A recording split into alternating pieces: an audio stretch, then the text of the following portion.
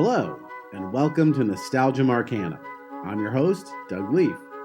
Each episode of this podcast, we'll look back on the movies, TV, games, people, and phenomena that we still love talking about all these years later, and ask ourselves why these bits of pop culture still enchant us today. This week, we'll be revisiting... Are you troubled by strange noises in the middle of the night? Do you experience feelings of dread in your basement or attic? Have you or any of your family ever seen a spook, specter, or ghost?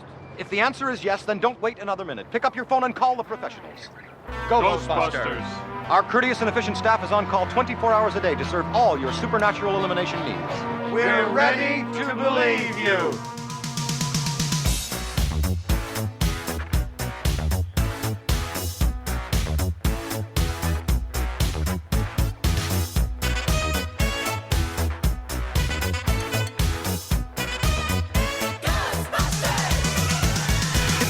Strange in your neighborhood, who you gonna call? Ghostbusters! If it's something weird and it don't look good, who you gonna call? Ghostbusters!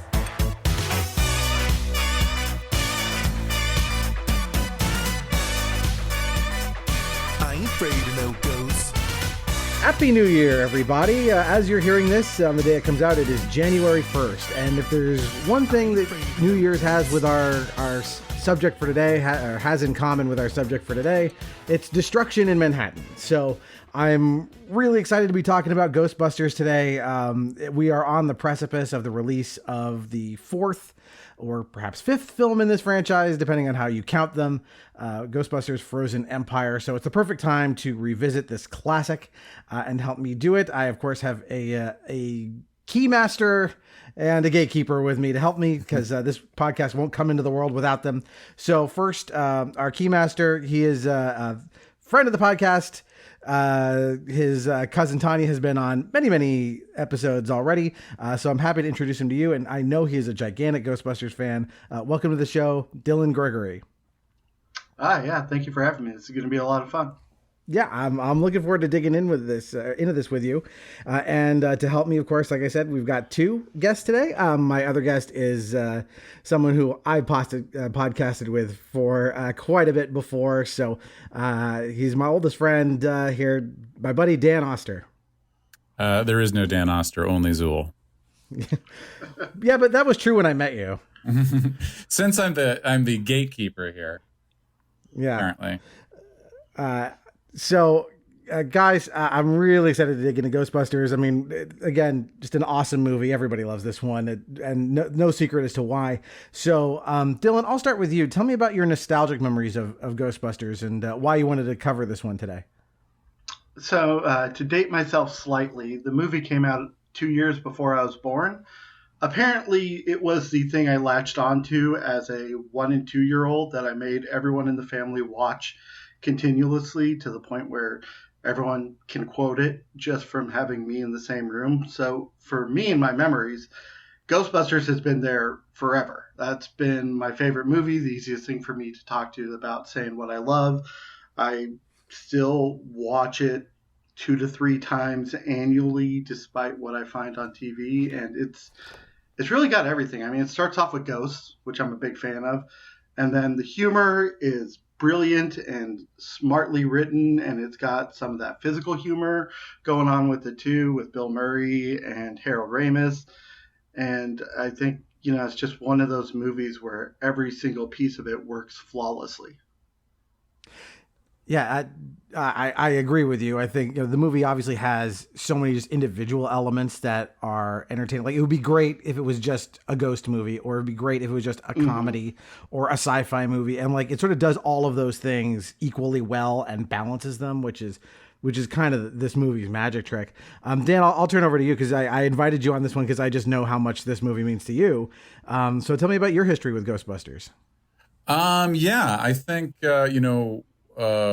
when you were a kid, the idea that there was something that could actually protect you against the ghosts and the ghoulies was an appealing idea. This movie's it's 84, right? 1984. Yeah. 84. Yeah. So it came out. I was born a little bit before it, but as a kid, it was obviously a desired Halloween costume. There was a great cartoon series, The Real Ghostbusters, not to be confused with the Filmation Ghostbusters, which you may get into. I don't know. But yeah, I think, as a kid, that idea really appealed to me, that these guys were out there, busting ghosts. As an adult, I think it's pretty wild that a bunch of Second City guys, made this movie. And it seems to me like kind of the high bar for something that is funny, but also a real story, a real genre movie. Yeah. And I'm not just like kind of some loosely improvised bit fest, Yeah, so to date myself, this movie is now almost 40 years old, and I'm coming up on 44. So I was 4 when this came out, but I don't remember the world before the Ghostbusters existed. I don't remember the first time I saw it because I saw it so many times that it just, it's a wash. It was just always there. And I remember my earliest memories of it were being legitimately scared by the library ghost in the beginning. That was the one part I found actually scary. I think the rest of it I just enjoyed as being funny. But that set me on edge, I remember as a kid, for the rest of the movie. It just like it adds that great feeling of like it has the potential to be scary, even though the more you watch it, the more you realize like, oh, this is just sort of a glorified SNL sketch. As it goes on and on. I was thinking when I watched this of like, Steve Martin talked about making The Jerk, which he did kind of at the very end of his stand-up career. And he said that movie was sort of the apotheosis of what my stand-up routines were all about. Like if you were to coalesce that into one thing, and watching this movie sort of feels like watching Dan Aykroyd and Bill Murray's SNL career do the same thing of like, if the ultimate sketch with these guys from that era, because their interplay and all of the cast, but especially them, like it's at such a great level of comedic writing throughout the entire thing that it's kind of unequaled as a comedy, I think. Yeah, and one of the things that I have the same as you, it's always been there. Going back and rewatching it, you get so many different layers as you get older, and you understand the different jokes that are coming down. And I think another thing to say about the writing and the different characters, I personally know that as I've gotten older and changed who I am, my favorite Ghostbuster has changed as time has went on. Like as a younger kid, it was always, of course, Venkman. He was the showy one who got everything that he wanted. And then as I got a little bit older, it became more Ray Stantz because, he was so keen on what he loved and willing to share that with everyone. And now that I'm even older, I identify so much more with Winston of just like the situations that I'm thrown into. If you got a paycheck, fine, let's just move through it. And it's been great to grow along with the movie.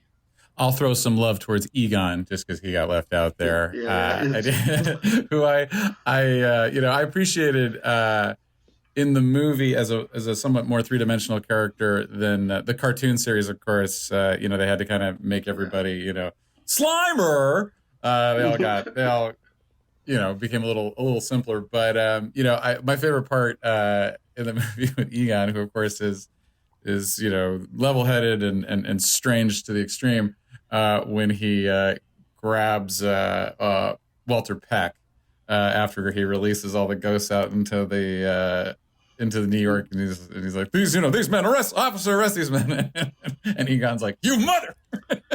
Yeah. I do love that moment where he loses his cool. Yeah, I mean, it's always the most understated guy who is kind of the glue. And like Harold Ramis, this is easily his most famous role, but like it's such a quiet comedic genius. He's able to deliver all this stuff so kind of patiently while, Bill Murray does all the flashier stuff. Or like, arguably Harold Ramis's performance is the least like himself out of the four of them. You know what I mean? Yeah. Well, his character is the most, you're right, kind of like alien, He's he is written that way to be so unusual. But it's interesting that they still made him kind of the heart and soul of Afterlife. Like they managed to make that meaningful and kind of still unearth what's in that character, and say like, yeah, he comes across as Dr. Spock, but actually within there, he is like a decent, kind person. And you see a little of that with Janine in this movie. So I did want to talk a little bit about the writing stuff before we launch into the movie itself, the behind the scenes stuff. Oh yeah. Sorry. Also, just really quickly, one other thing I want to say, mentioning Janine, because I was thinking about that, and it's kind of, they make this interesting choice that, in the sequel, she's with Lewis.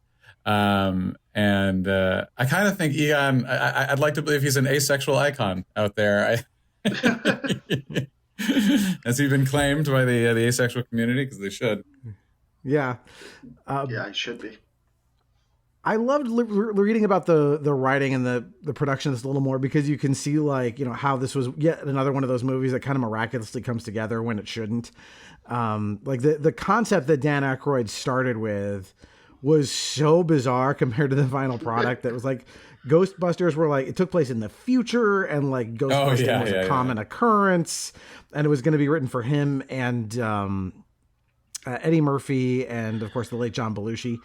And like this heady sci-fi thing, I love that he was able to sit down with Ivan Reitman, and Ivan Reitman was like, "No, we got to bring this down to earth." And Aykroyd was just like, "Yeah, okay, I'll trust you. I will change." I remember they were talking about that when they the surviving members reassembled on some talk show for the the movie, the one that just the newer one, and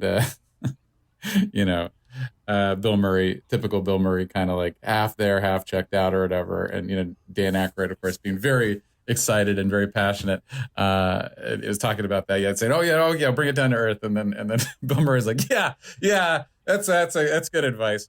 Set it on earth. I mean, go ahead. I was just going to say, in hearing about the different gestational levels, like if I could travel across a multiverse, I would love to see all the different versions of Ghostbusters that actually came out, like the super cartoony space but hard sci-fi one, or the 15 million different times they tried talking about rebooting it with, I think Chris Rock and Chris Farley were talked about it headlining one time, and it's just fascinating what we actually got and how you can see some elements of all of that with the different versions that have come out. Like I mentioned earlier, when we were talking off screen, didn't really watch too much of the real Ghostbusters, but like the Extreme Ghostbusters was definitely leaning a little bit more towards that harder sci-fi element. And yeah, just fascinating to see all that stuff coming out. Yeah, I mean, the real innovation was, I think, Reitman saying, look, you've got these heady concepts, but what will make this work is if these guys are just sort of working stiffs, right? Yeah. They are, the exterminators, they just the guys that show up at your house and, oh, okay, you got a bunch of rats here, we'll set out some traps. That very blue collar aspect to this, is what makes all of the supernatural stuff pop. I think that was right. That if the whole world was supernatural, it wouldn't be interesting. Yeah, and everyone had a connection to it in that blue collar level, like you were saying. Even Walter Peck became the ultimate bureaucrat that everyone had at their job, that everyone hated. Even these guys who are saving us from a 50-foot tall marshmallow man have that same jerk at the office that they got to deal with. It was a great way of grounding it for the public. Well, it's a classic sci-fi idiom. No, not idiom. I don't know what you would call it. Just sort of trope, or a bit of advice really is to change one thing. Mm-hmm. Otherwise it's like Jupiter ascending. But just change one thing. And so, okay, so in this world, we have exterminators that also, we justify it, go after ghosts. Great. I can relate to it. And then there's the weird part, and the weird part's extra weird because so much of it's relatable. I mean, it's a great movie about starting a business. It's just kind of fun. So much of that first part of the movie is them just like raising money for their business. And that was another Reitman innovation too, where ghostbusting was already going to be kind of a thing that existed in the world. And Reitman said, well, hey, it's the 80s. Everybody's starting their own business. Let's watch them struggle with that. And I think that's good. I think that really helps inform the first act of the movie. And even up until the end, like you never get the sense that these guys are good at what they're doing. They are, basically, using this very, very new technology they've just built out of God knows what, and are just firing it into the air. Like, they're not, they're quote unquote, they call themselves the professionals, but they're barely, half a step ahead of they gave Winston one of these things a week ago or whatever. It said, here, strap this on your back and fight ghosts. So I like that, again, that they are out of their depth. So yeah, maybe we should get into it. There's obviously a lot of stuff that'll come out along the way, but there's a lot to talk about in the movie. So I figure, as usual, we'll kind of go beat by beat. So we open with this scene at the New York Public Library, where we get a shot of the lions right there in the front, and we meet Alice, who is the most librarian I've ever seen. She goes down to the stacks. There's some theremin music. Books and objects start moving on their own, and we see her scream in front of some sort of light source. We don't know what it is yet. And Ray Parker Jr. kicks in. I love this opening because it doesn't open like a comedy. It opens like an actual horror movie. Yeah. Yeah.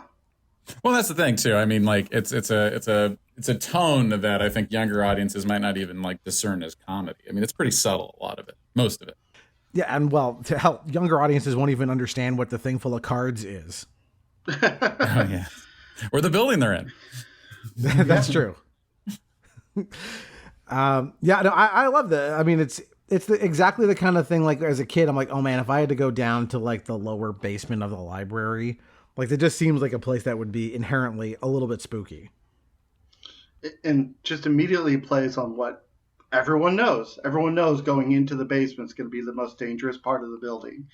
And they got that right out of the way, and you still have no idea what even attacks her. And then it goes into the catchiest song of the year to completely flip that whole feeling on its head. Yeah. I mean, the theme, it's iconic at this point, and you're right. It actually does. I hadn't thought about that, but that does sort of reset the tone of like, don't worry, we're in for a good time. Yeah.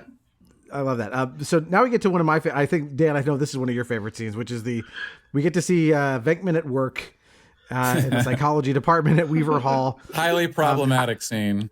Highly problematic scene. I love that, though. I love that, like, the first thing you see is the door to their office, and someone wrote Venkman burn in hell on the door.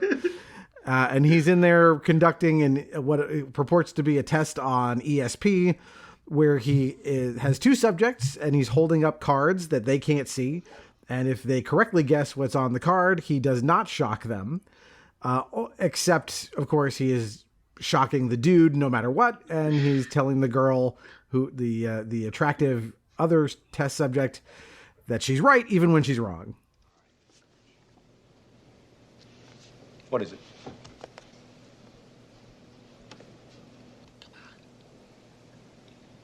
Figure 8. Incredible. That's 5 for 5. You can't see these, can you? No. You're not cheating me, are you? No, I swear, they're just coming to me. Okay. Nervous? Yes. I don't like this. You only have 75 more to go. Okay? What's this one? It's a couple of wavy lines. Sorry. This isn't your lucky day. I know. I'm getting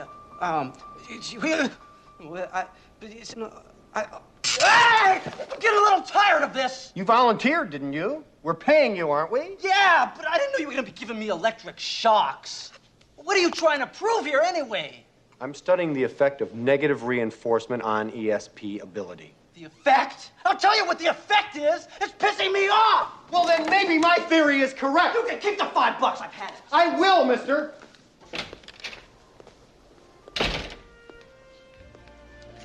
You may as well get used to that. It's the kind of resentment that your ability is going to provoke in some people. It is a perfect sketch. Yes. And a great character introduction. Yeah, I mean, establishes every part of him that we see throughout the rest of the movie. He is self-serving. He is manipulative. He is extremely charming, so that even when we're seeing this, we're still kind of rooting for him the entire time, and has an answer for everything at the very end where he's like, well, I wanted to test the effect of negative reinforcement. So you're then wondering, was he doing that the entire time for the girl, or was that just his answer that he had coming out? Is a great introduction to a character. I mean, he's a fraud. There's no shortcutting around. I mean, he's just trying to get laid with this student. He is, he eventually will see him get fired, and I forget what the dean calls them, but your work is sloppy, your work is this, that, and the other thing. All of that is correct. Like, everything we see about Venkman here is that he is, a reprehensible shortcut taker, could not care less about anything. But it gives Bill Murray the chance to just be Bill Murray that's a verb, to Bill Murray. And nobody does this better than him. I couldn't imagine another actor alive giving this kind of a performance. Because this shouldn't work. We should not be rooting for him. It shouldn't even be funny, because what he's doing is literally he's shocking someone just to try and be a sexual predator on this college student. It's gross. Well, it's just but it's funny. Even when the guy is right, he shocks him. It's just that's the capstone on why it's a great sketch, which is when he finally does it. Yeah, it's a couple of wavy lines. It does actually seem to have some merit. I know that in the Ghostbusters, I know there were many Ghostbusters video games, but kind of the main one that was meant as a sequel, a canon sequel to 1 and 2, this guy comes back as some sort of supercharged monster that you fight. Right, yeah, he does. In their philosophy of waste not, want not with these franchises. Economy of character. Yeah. So anyway, Ray comes bouncing into the room. He's very exciting because 10 people witnessed a full torso, free-floating apparition. This is one of my favorite things in the movie. All this dialogue, all the jargon, which is what I was really paying attention to this time. All of this comes from Aykroyd, and it's just so fucking specific and incredible. I love every time he rattles off just either the scientific or the spiritual jargon. It's so good. Well, and now that we have hindsight, it's almost like he created the movie just as a vehicle to be able to tell the world about all that jargon that he knew himself and share it in a way that was more palatable to the general audience. I think if his obsession wasn't real, I don't know if it would have played as well for Ray Stantz, but it just made it so much better for the movie. Yeah, I know it's a family thing. I don't know if it was one of his parents or his grandparents was a spiritualist, in the 20s. And, I think someone in his family wrote a book on ghosts, which, sounds like he had the real Tobin's spirit guide. All of his real world, conspiracy theory stuff. This is the best possible use of it. It's just every time you hear one of these, it's a class 5 free roaming vapor or whatever. It just sounds like, he's got the textbooks on ghosts. It's real. It's so good. The other thing we get out of this is Egon pops in, and he also chimes in. He mentions that the PKE valences are off the top of the scale, which I guess is the higher the number, the more it's haunted. Psychokinetic energy, I believe, or paranormal kinetic energy. No, probably I think it's psychokinetic. Probably psychic, yeah. Yeah.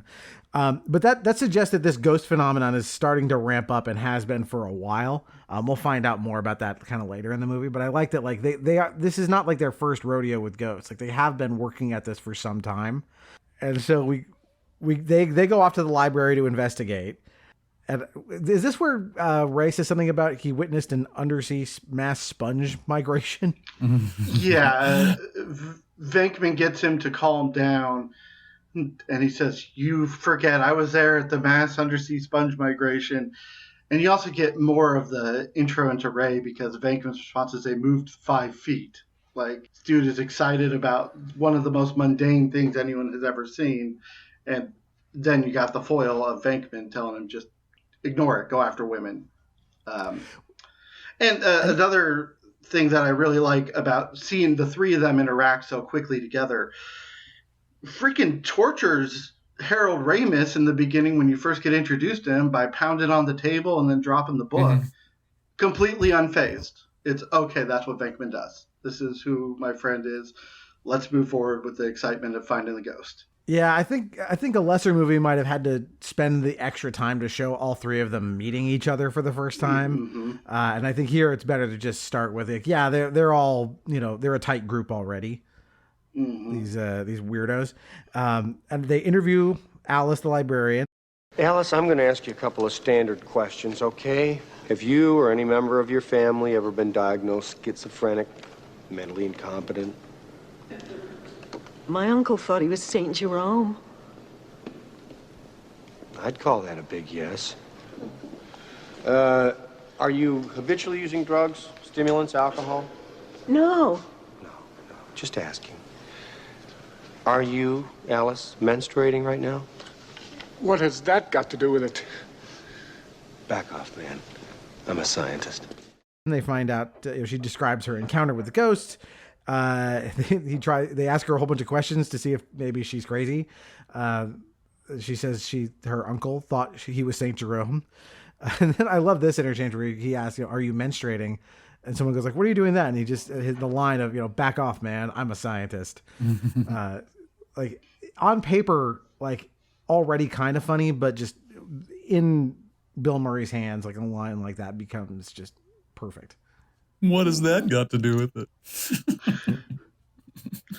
And I think St. Jerome has something to do with like ghosts or mental illness, whatever I don't have it off like the top of my head, but it is something relevant to the situation as well, which just another brilliant sign of the writing. Yeah, I mean, again, this is probably Aykroyd infusing this stuff into the script, right? All of his ghost knowledge. So like when they then go down into the stacks, they see the books stacked, and Venkman comments, no human would stack books like this.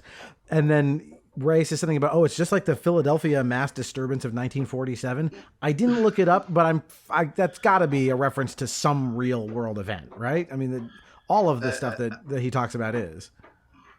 Yeah, I don't know that one, but probably. And then see, now I just want to go through the movie and write down every reference like that and go down. Yeah, wasn't there like a time dilation or whatever? He talks about, because they mentioned the Tunguska blast at the very end, which definitely was a real thing. Yeah. All of that stuff. The Tunguska blast, by the way, is like a comet that like exploded over Russia. But I love that, like, yes, of course, in Ray's world, it is a spiritual, ghost event. So we go to they explore a little further. I love this line. Listen, do you smell something? Like really subtle like joke I'd missed so many. I've seen this movie 100 times. I never noticed that. But they find the ectoplasm, which is like the iconography of this franchise is so, just solid. Like the PKE meter, the proton packs we'll see later, all of it. And that includes the ectoplasm, which I assume both of you owned at some point. A canister of slime labeled as ectoplasm. Sure, I'm sure I did, yeah. And the very toy level proton pack with the foam tube coming out of it to represent the proton stream. I definitely tortured everyone in my household with that. I remember, I didn't have a proton pack. I did have a fair number of the real Ghostbusters action figures, and I definitely drank my share of Ecto Cooler as well. Yes. Ecto Cooler remained in production for quite some time, like into the 21st century. I think they've brought it back on some rare occasions. It's like the McRib, but rarer. The idea that you're drinking like Slimer's ball sweat or whatever. I don't know what the I don't know what the lore is behind Ecto Cooler. Yeah. But the one important thing we get out of the ectoplasm, we'll find out later, is that like this is the clue that allows them to develop the technology to trap ghosts. But we'll get there. So they make their way further to the library and they find this purple floating ghostly librarian, and they decide to make contact with her. Hello. I'm Peter. Where are you from? Originally.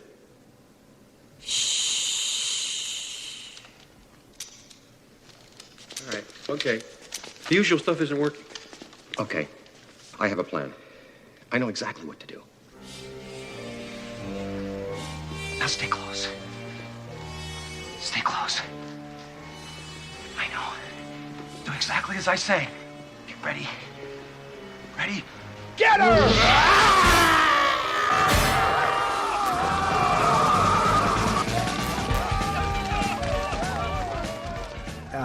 Venkman, of course, tries to be the mouth and fails. So Ray has a plan, which is to just lunge at her. At which point, yeah, it transforms into this hideous thing that scared the crap out of me as a kid. Also, I want to know what Egon was trying to figure out with the calculator. Like, you see the ghost standing there. What computation could he have been working on in that moment?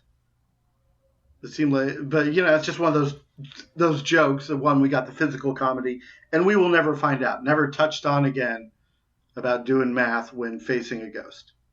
Were either of you guys actually scared by this moment like I was, or no? Am I just a big weenie? No, I was. The library? Yeah, the library ghost. Yeah, it's terrifying.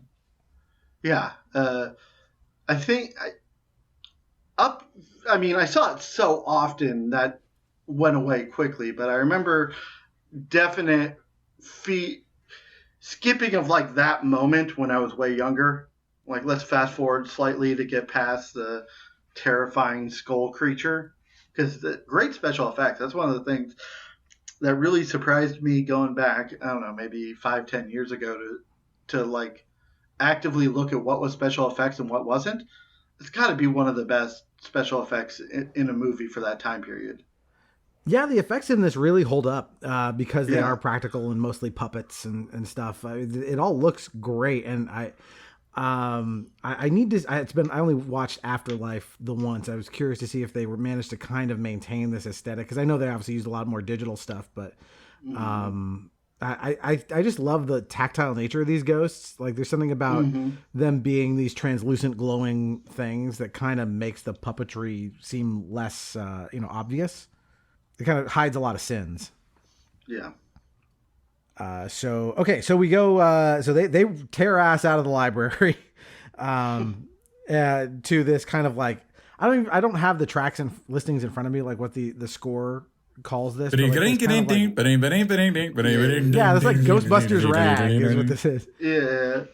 I love the score in this movie. I think a lot of the licensed music or the songs are generally terrible. I think they drive me nuts because they're super literal. But I think the score is really good. And these like tracks, whenever you hear them, like, it immediately takes you back to the movie. You only get a little bit in the movie, but yeah, if you own the soundtrack, like I'm sure we did, you get to enjoy sort of a bop about the Ghostbusters that you didn't know was out there.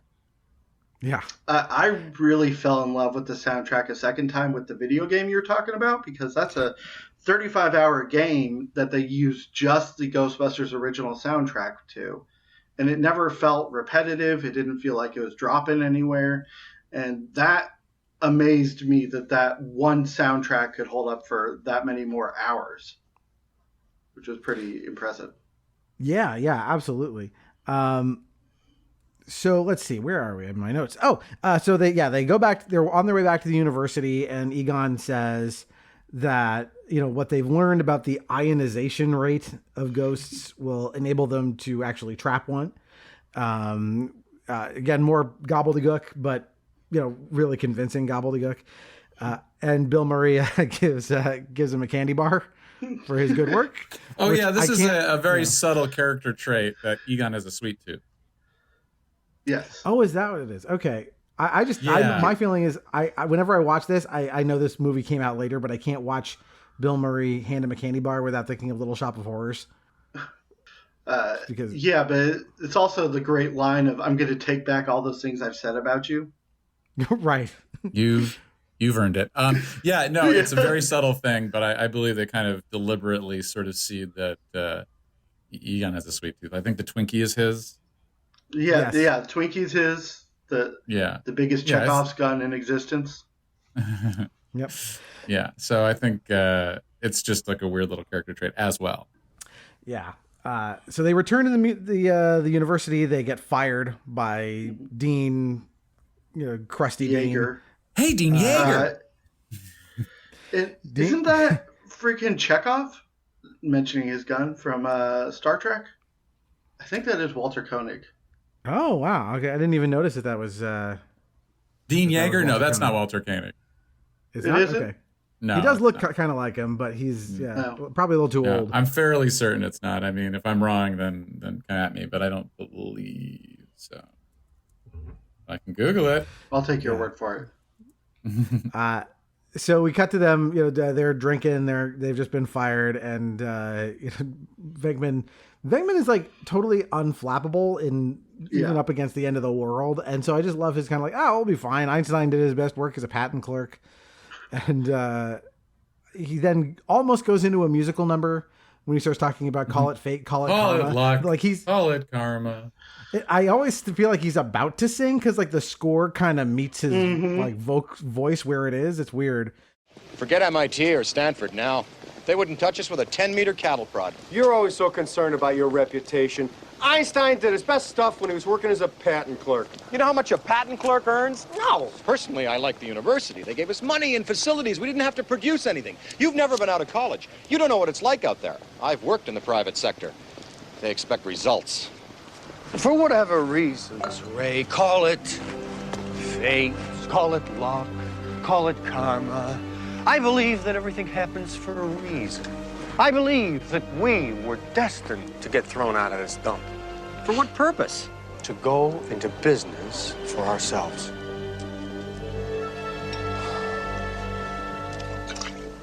This ecto-containment system that Spengler and I have in mind is going to require a load of bread to capitalize. Where are we going to get the money? I don't know. I don't know. Yeah, I'm sure that's like a deliberate thing where the score is supporting it. The actor, for those that are curious, is Jordan Charney. We all remember him. He does kind of look like Walter. Yeah. Okay, so I'm not completely wrong, but yeah, exactly. Before he changed his name, or after he changed. And I like this kind of through line here where they sort of take advantage of poor Ray. Because he's the sweet one of like, well, everybody has 3 mortgages on their house. Yeah. And he mentioned something about like, there's 19% interest on this loan. Just like, oof, like I think the rate today on something like that would be like 3. Like that's real bad. My grandfather built that house. Yep. But they're creating the indispensable defense science. And I love this knowing line. The franchise rights alone will make us rich. Didn't know it at the time, but of course, very meta. And so we go to the firehouse. This like really awesome, like iconic set of the firehouse, which on the exterior is a real place in New York. And on the interior is like a decommissioned fire station in Los Angeles somewhere. So, but yeah, if you wander around Central Park, you can find the Ghostbusters firehouse. It's there because they couldn't film inside it because they were actually, firemen using it for shit, fighting fires and such. So, yeah, and then we have our scene with our realtor trying to sell them on this dilapidated space, which again, very funny. I'm surprised the realtor didn't come back as a boss monster in the video game. Why not? Well, one thing that does come back, is there mention that like the wiring is shitty, which is like sort of feeds into the like environmental disaster, quote unquote, that will happen later. Well, and it's also one of the scenes where they take care of Ray, even though they, take advantage of him all the time. Both Egon and Venkman don't want to have anything to do with that building. He slides down the pole once and it's sold. Well, Ray is a puppy. That's basically what he is. Like, he's a big kid. And I mean, Egon is correct. He's like, this building should be condemned. But yeah, a great little moment here. And now the plot really kicks into gear because we see Dana come home to her apartment. She's holding the standard movie grocery bag, so it has greens coming out the top of it to let you know she bought groceries. Does she have a baguette, I hope, as well? No baguette. Yeah. No, I was looking for no baguette. No. But we meet Louis Tully, played by the beautiful Rick Moranis. Oh, Dan, it's you. Oh, hi. Yes, Louis, it's me. I thought it was a drugstore. Oh, are you sick? Oh, no, I'm fine. I feel great. Just ordered some more vitamins and stuff. I was just exercising. I taped 20-minute workout on my machine and played it back at high speed, so it only took 10 minutes. I got a great workout. Good. You want to come in for a mineral water or something? Oh, I'd really like to, Louis, but I have to go to rehearsal now. Excuse me. No sweat. I'll take a rain check on that. I always have plenty of low-sodium mineral water and other nutritious foods in the house, but you already know that. Yeah, I know that.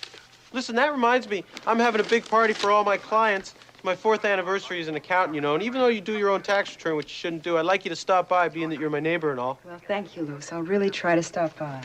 Listen, that reminds me, you shouldn't leave your TV on so loud when you go out. To creep down the hall, phone the manager.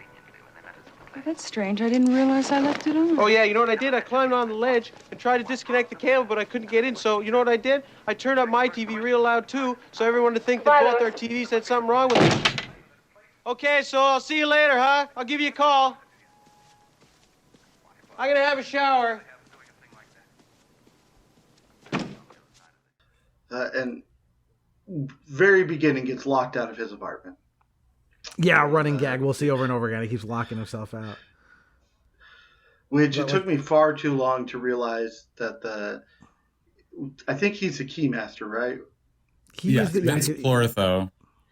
The keymaster. Yeah, keymaster keeps getting locked out of his apartment. Perfect. Great. Oh, I never put that together. That is clever. Yeah. Yeah, I like the thing he says here. He does workout videos at double the speed. Yeah. So he can do it in a 20-minute workout in 10 minutes.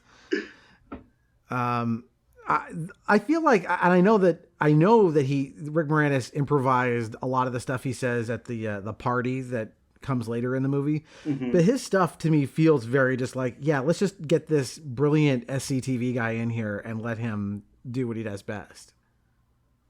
Well, and he wasn't first. It was supposed to be John Candy, I believe, who wanted to do it really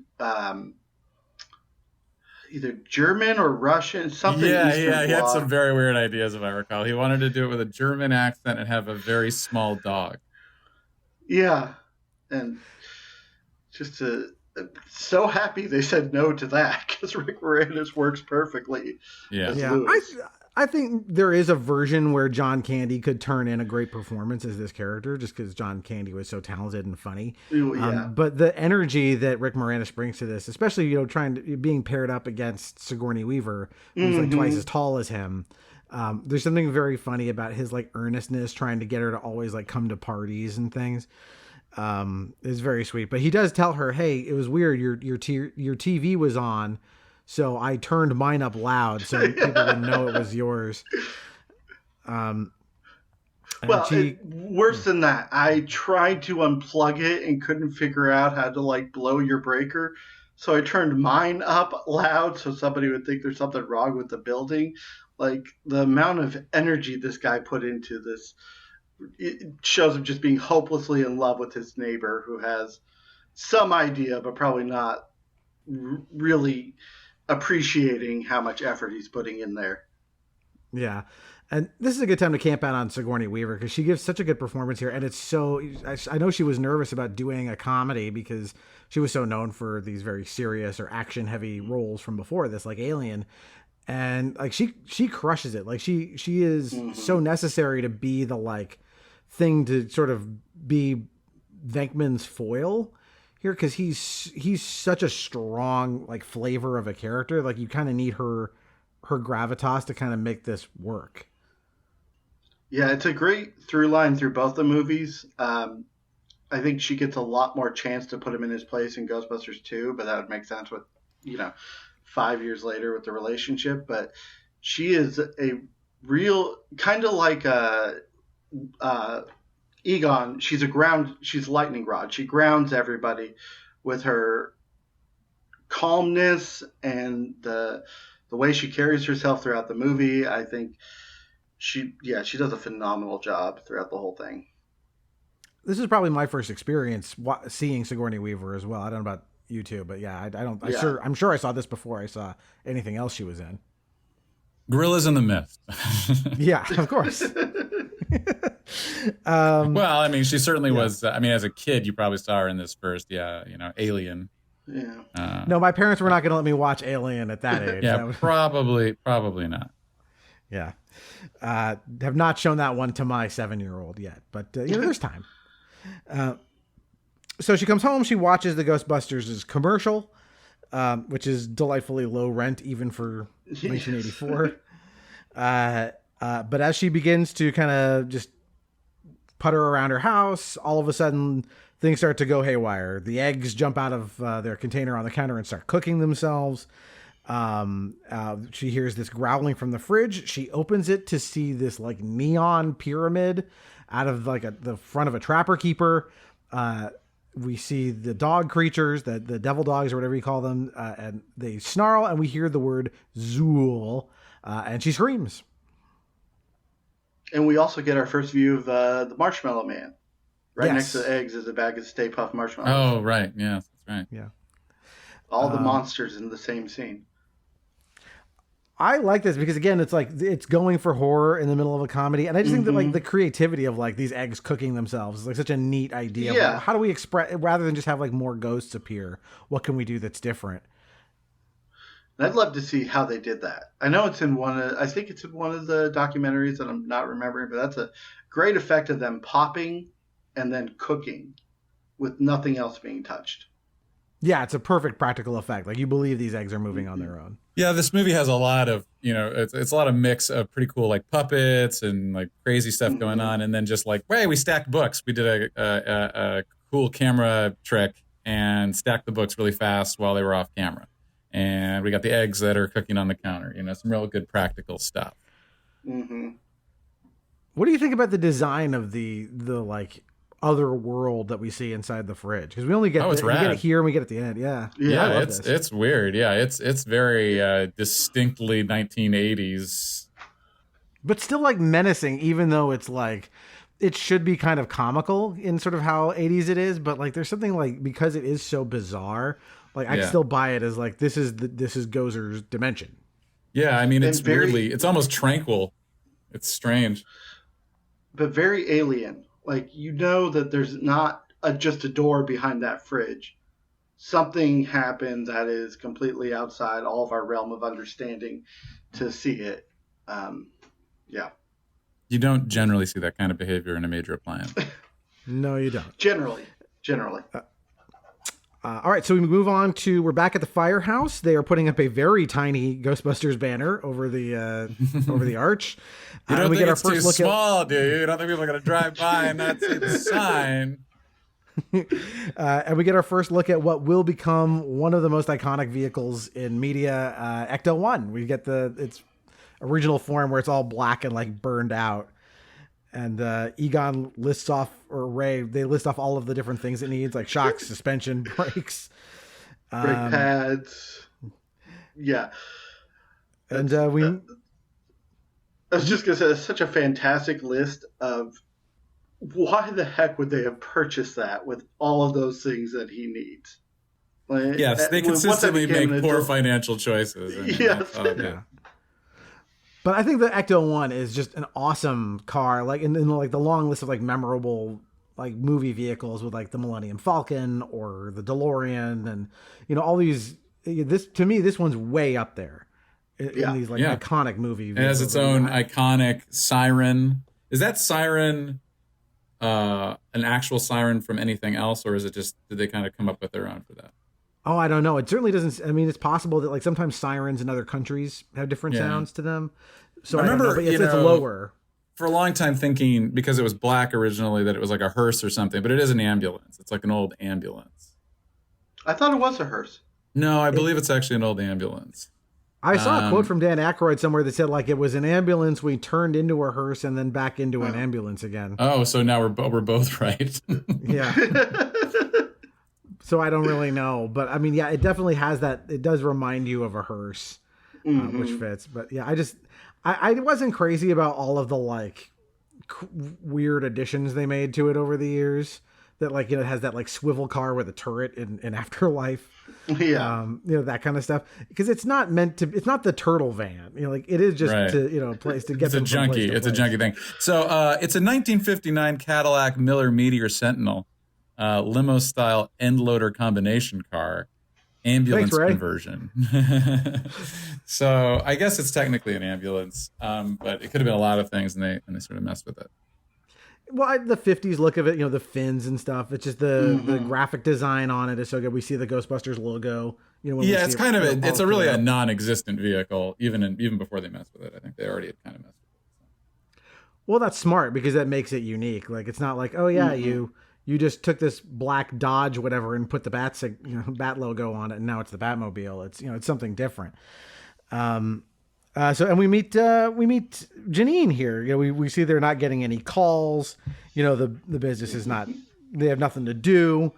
And we find out that Egon collects spores, molds, and fungus. You're very handy, I can tell. I bet you like to read a lot, too.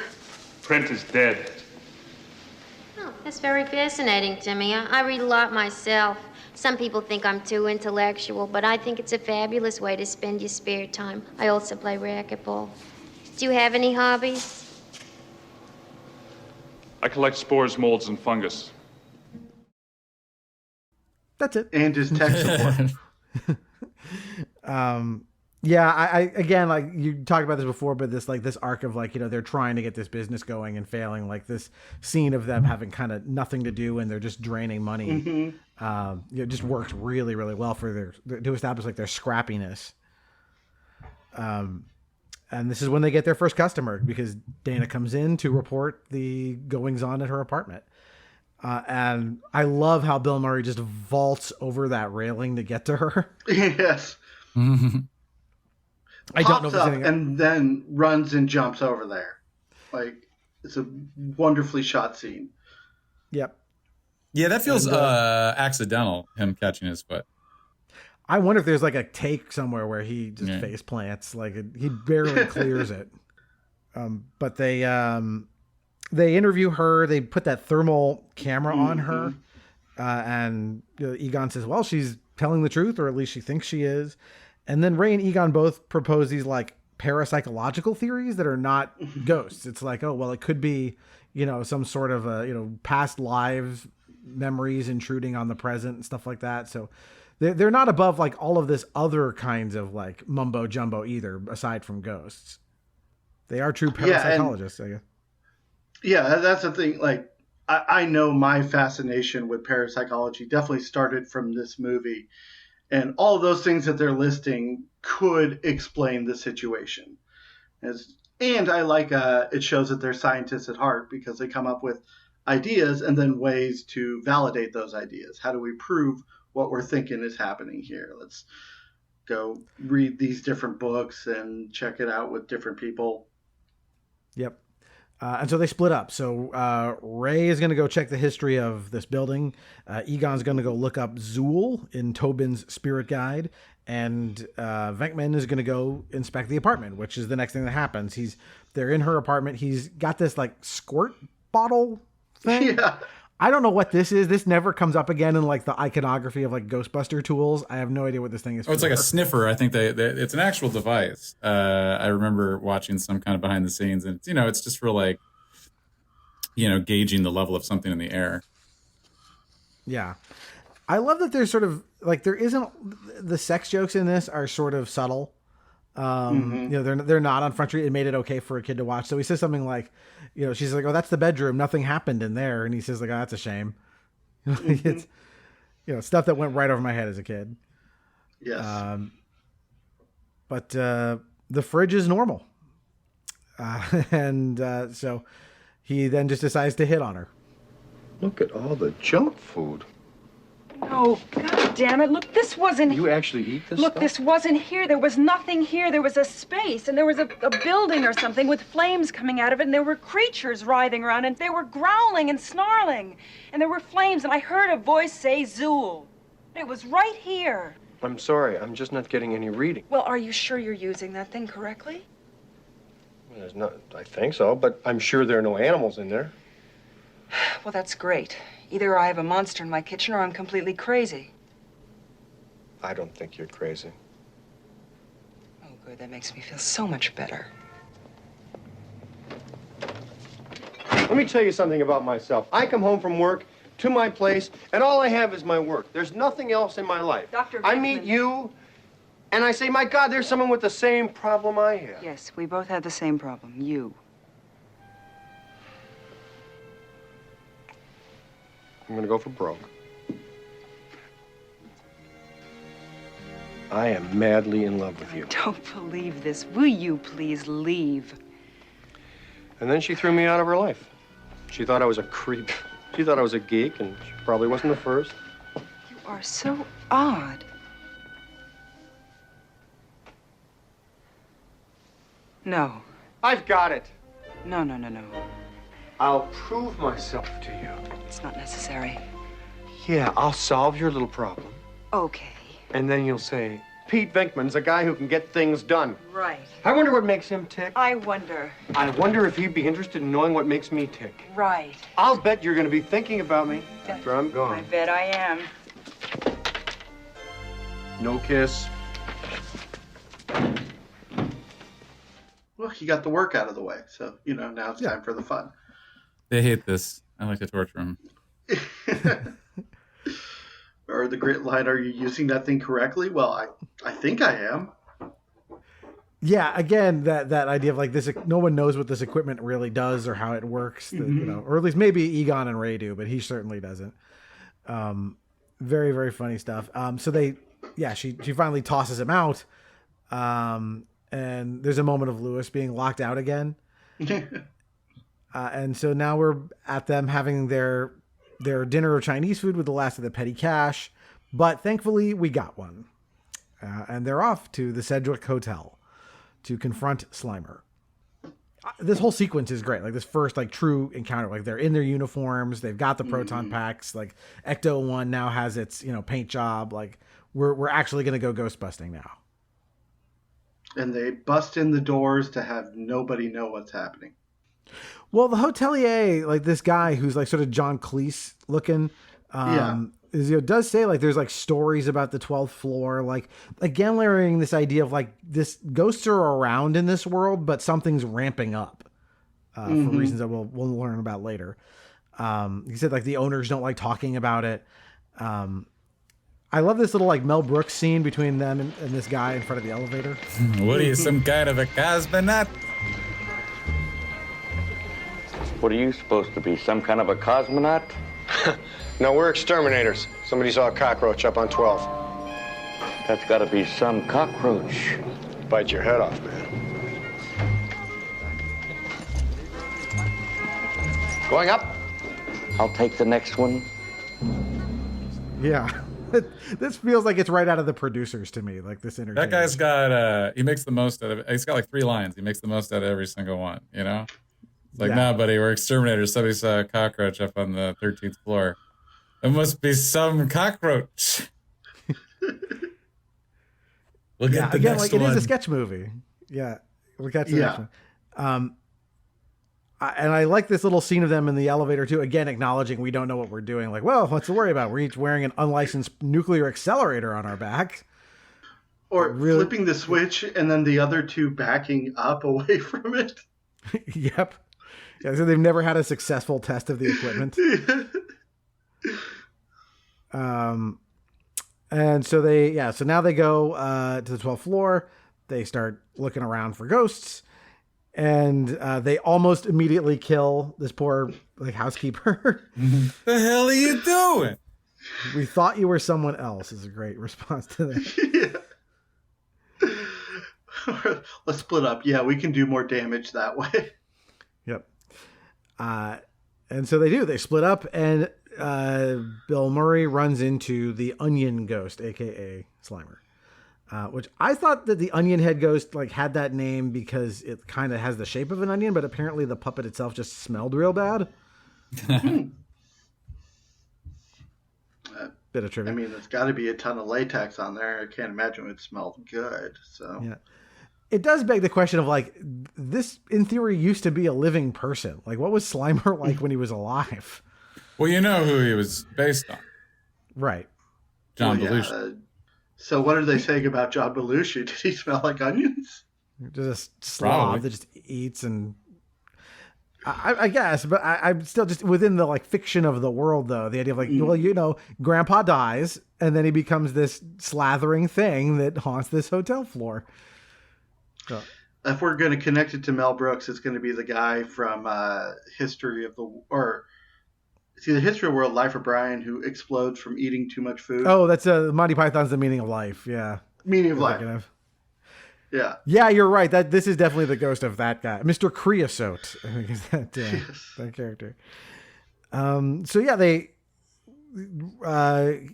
thing just attacks Venkman, and Ray comes and finds him covered in slime, which Ray is thrilled about. Awesome, and Bill Murray feels funky. So they go down to the ballroom and they try and blast him there, and eventually they do succeed. But not before we get the warning about crossing the streams.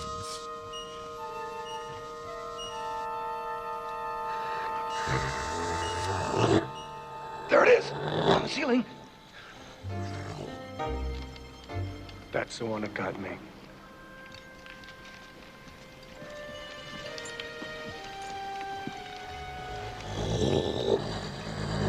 Right, boys. Ready? Throw it!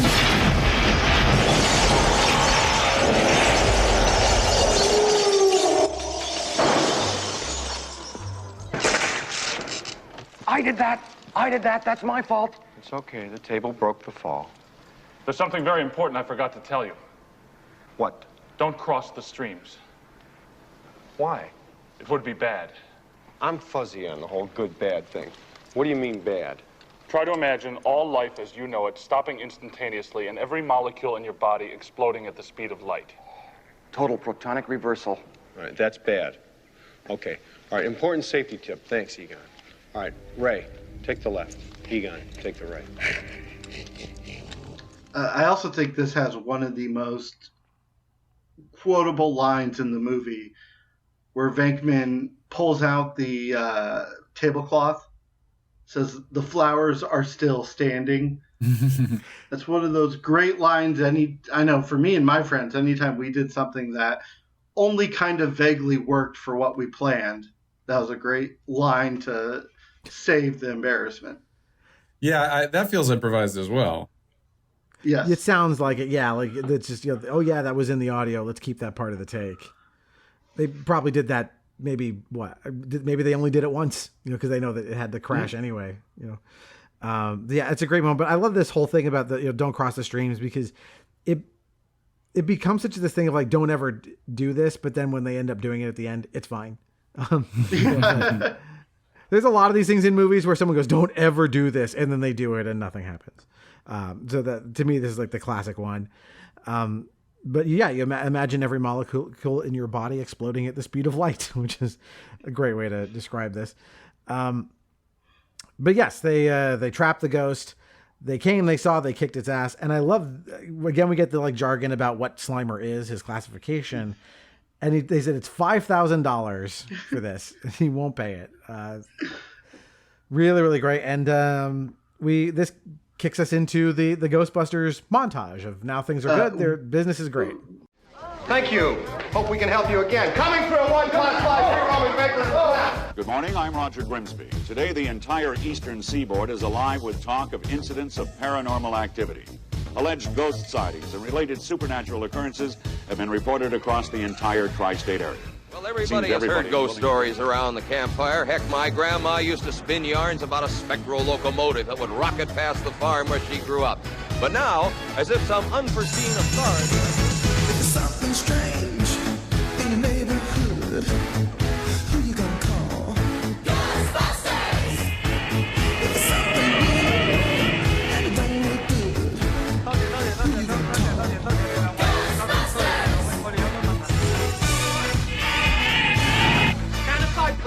Hi, this is Larry King. The phone-in topic today, ghosts and ghost busting. The controversy builds, more sightings are reported. Some maintain that these professional paranormal eliminators in New York are the cause of it all. You're seeing things running through your head.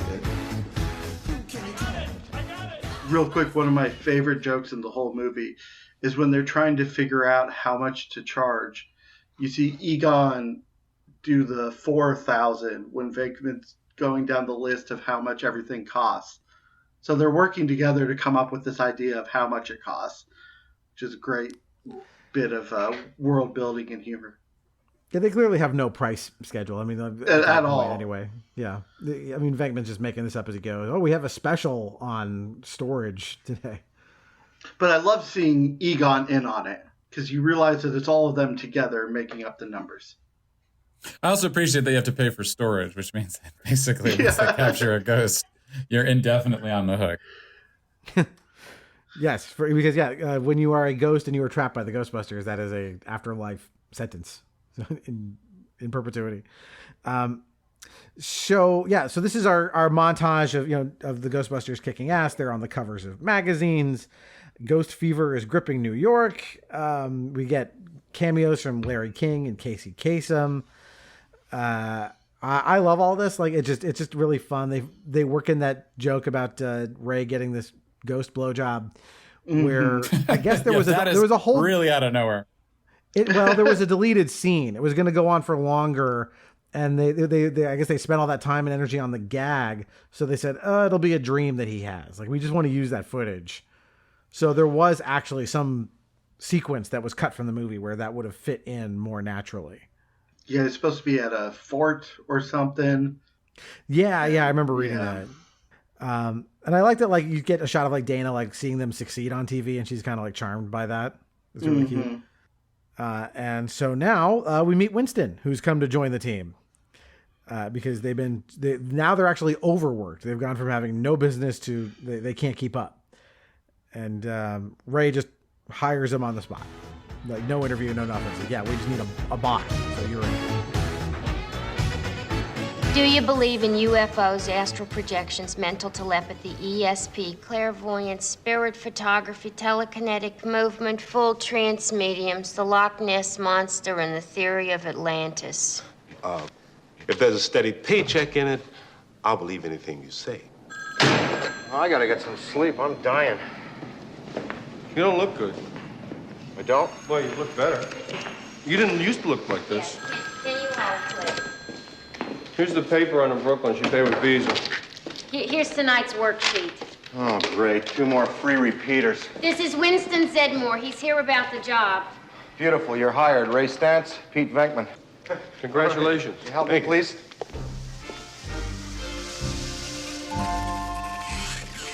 Welcome aboard. Yeah, I believe I heard that the original kind of concept was that he was going to be like overqualified. But then, they just changed it into kind of like, I'm a regular Joe. Yeah, I like how they hand him the traps immediately. As if he knows what to do with them. I also think that, like, again, in terms of, like, grounding the movie, this is, again, that, like, street-level guy going, like, this shit's weird, isn't it? You need that character. And it's interesting because you kind of start the Ghostbusters that way, but now that we're this far into the movie and ghostbusting has become common for them, you need to kind of refresh that by bringing Winston in. So let's see. So we get to Dana meeting Venkman again outside of, I guess, wherever their rehearsal space is, because she's a cellist or a violinist. She plays in an orchestra, and Venkman starts telling her about Gozer and Zool. Who their research has revealed was this demigod worshipped 6,000 years ago. And I love her. Well, what's he doing in my icebox? And I love this, like, weird guy who's like her coworker who's just like hanging around squirting nasal spray. Just like you didn't need him for the scene, but it just adds this really wonderful, like, funny layer of, like, why is this dude horning in on this scene between the two of them? And also the street performers was an interesting choice to have them spinning in the background, and then Venkman is kind of dressed like them and joining them afterwards. It added a whimsical part to the movie, just this whole scene did. Yeah, and once again, the score kind of meets him, right? Like, all of a sudden the score starts going like da-na-na-na-na, da-na-na-na-na, as he starts twirling. It's a really fun moment between the two of them. But I like that, like, they're still working on her case. Like, they have not busted any ghosts in her apartment. They haven't, as far as we know, haven't gone back there, but like, they're still trying to help this lady out with her Zool problem. And so now we get they're touring Winston around, still trying to show him, here's our containment unit where we trap the ghosts when we're done with them. And Walter Peck arrives from the Environmental Protection Agency, who wants to see where the ghosts go. Are you Peter Venkman? Yes, I'm Dr. Venkman. Exactly what are you a doctor of, Mr. Venkman? Well, I have PhDs in parapsychology and psychology. I see. And now you catch ghosts. Yeah, you could say that. And how many ghosts have you caught, Mr. Venkman? I'm not at liberty to say. And where do you put these ghosts once you catch them? Into a storage facility. And would this storage facility be located on these premises? Yes. And may I see this storage facility? No. And why not, Mr. Venkman? Because you did not use the magic word. What is the magic word, Mr. Venkman? Please. May I please see the storage facility, Mr. Venkman? Why do you want to see the storage facility? Well, because I'm curious. I want to know more about what you do here. Frankly, there have been a lot of wild stories in the media, and we want to assess any possible environmental impact from your operation.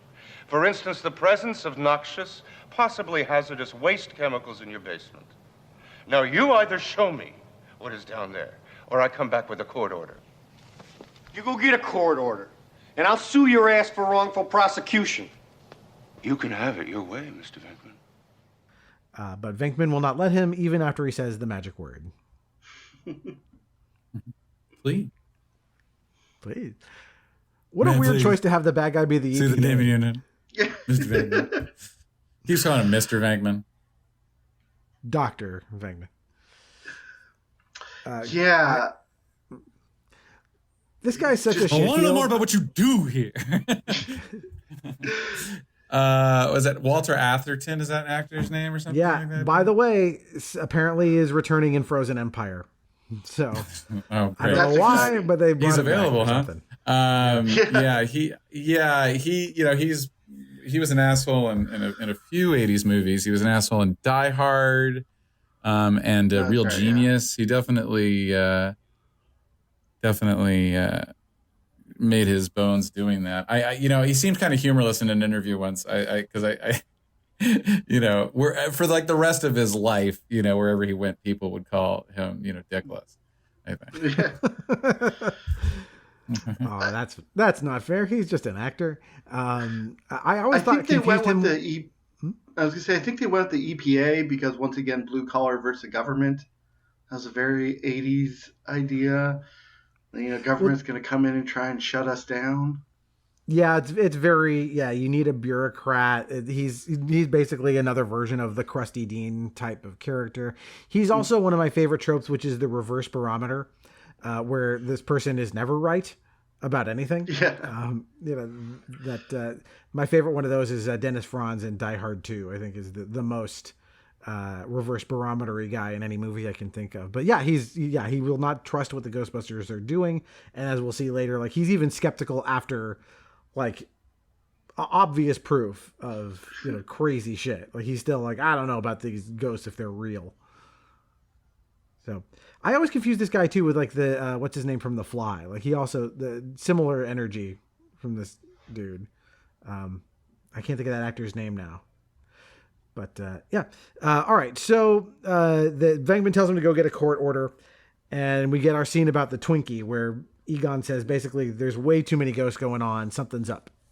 I'm worried, Ray. It's getting crowded in there, and all my recent data points to something big on the horizon. What do you mean, the big? Well, let's say this Twinkie represents the normal amount of psychokinetic energy in the New York area. According to this morning's sample, it would be a Twinkie 35 feet long, weighing approximately 600 pounds. That's a big Twinkie. We could be on the verge of a fourfold cross rip, a PKE surge of incredible, even dangerous proportions. We just had a visit from the Environmental Protection Agency. How's the grid holding up? It's not good. Tell them about the Twinkie. What about the Twinkie? Again, we get some more jargon about it. Could be like a fourfold cross rip, whatever that means. I'm sure it means something to Dan Aykroyd. And yeah, Venkman tells him, about the EPA visit, and Egon even warns, their containment grid is not holding up well. They're getting overwhelmed by all of the ghost stuff, which is now time for the Hounds to be released at Central Park West. Mm-hmm. I love the design of these things. Yeah, the Terror Hounds are great. The Terror Hound scared me more than the library ghosts, and I think the scene that's coming up with Sigourney Weaver, the second to last time we see Dana, that one I know freaked me out for a while. I don't think you could get me to walk by a well-lit closet for a number of years. Yeah, I mean, these things are way up there in, like, the Ghostbusters, like, bestiary is full of, like, all kinds of weird, cool shit, especially when you bring in, like, the cartoons. But yeah, to me, the terror dogs are just like, other than maybe the Marshmallow Man, probably the most iconic thing from the movie for me, in terms of a villain or like a monster. They're, I think because they can do so much. I mean, they are more corporeal. Like they're not like floating through stuff the way Slimer does. Like they're tearing apart stuff. But they can still like possess you. They can do all kinds of stuff. They're not really ghosts. They're something else. And they're more formidable. And there's that moment at the end where you almost wonder if it's a one-way trip. Like, there's something terrifying about once a terror dog gets you, that's it. You are a terror dog forever. I mean, it doesn't fully end up that way, but there's at least enough of the implication of that. Yeah, I mean, they don't give you any indication that there is a way back, other than that, it's ultimately a comedy. It would be weird if if Lewis and Dana died and were dogs forever. But like I think they are genuinely pretty effective and effective as a special effect as well. Like far, because they are puppets. They're stop motion at one point. I still think this stuff looks pretty good. Yeah, it does. I think the one scene with the terror dogs that looks dated now is running out of Lewis and Dana's apartment and jumping into Central Park. That's the one where you can really see the CGI of it. But I mean, if that's one scene out of an entire movie of them, I'll take it. Yeah, absolutely. And so now we see Dana coming home, and she is missing a classic party. This is, I think, one of my favorite scenes in the movie. Again, just letting Rick Moranis just be Rick Moranis, and again, improvising a lot of this. Yeah, I was really hoping we'd see him in Afterlife. It would have been a nice little cherry. Yeah, I guess Rick Moranis is pretty serious about his retirement. He came out to do that one commercial. That's about it. And more power to him. But that would have been nice to see what Lewis was doing years later. Yeah, he was missed. This whole thing about like we're gonna play Twister and do breakdancing. This whole party sounds awful. Especially when we actually see it. Again, even funnier when we actually see what's going on in this party. Like, it's so lame. And it's not even really guests. It's not friends. It's all business acquaintances. Right.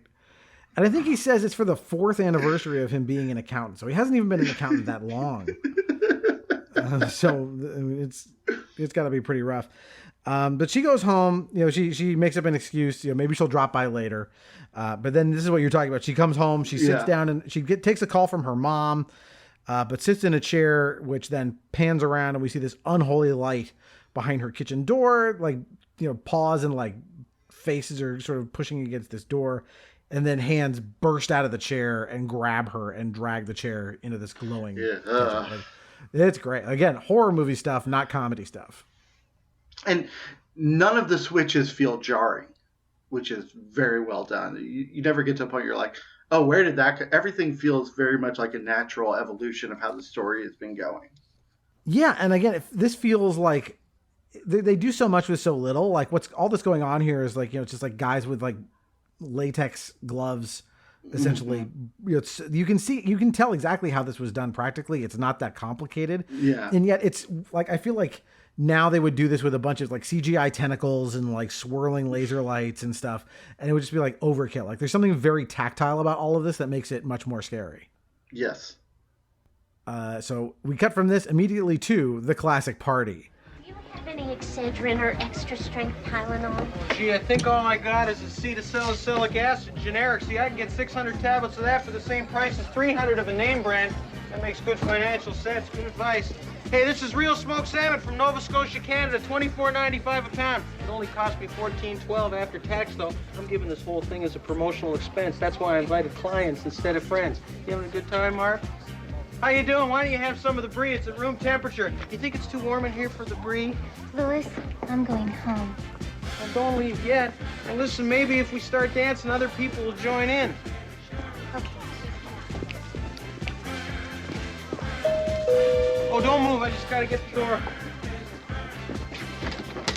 Ted, Annette! Hey, glad you could come. How you doing? Give me your coats. Everybody, this is Ted and Annette Fleming. How are you? Ted has a small carpet cleaning business in receivership. Annette's drawing a salary from a deferred bonus from 2 years ago. They got $15,000 left on the house at 8%. So they're okay. So, does anybody want to play Parcheesi? Okay, who brought the dog?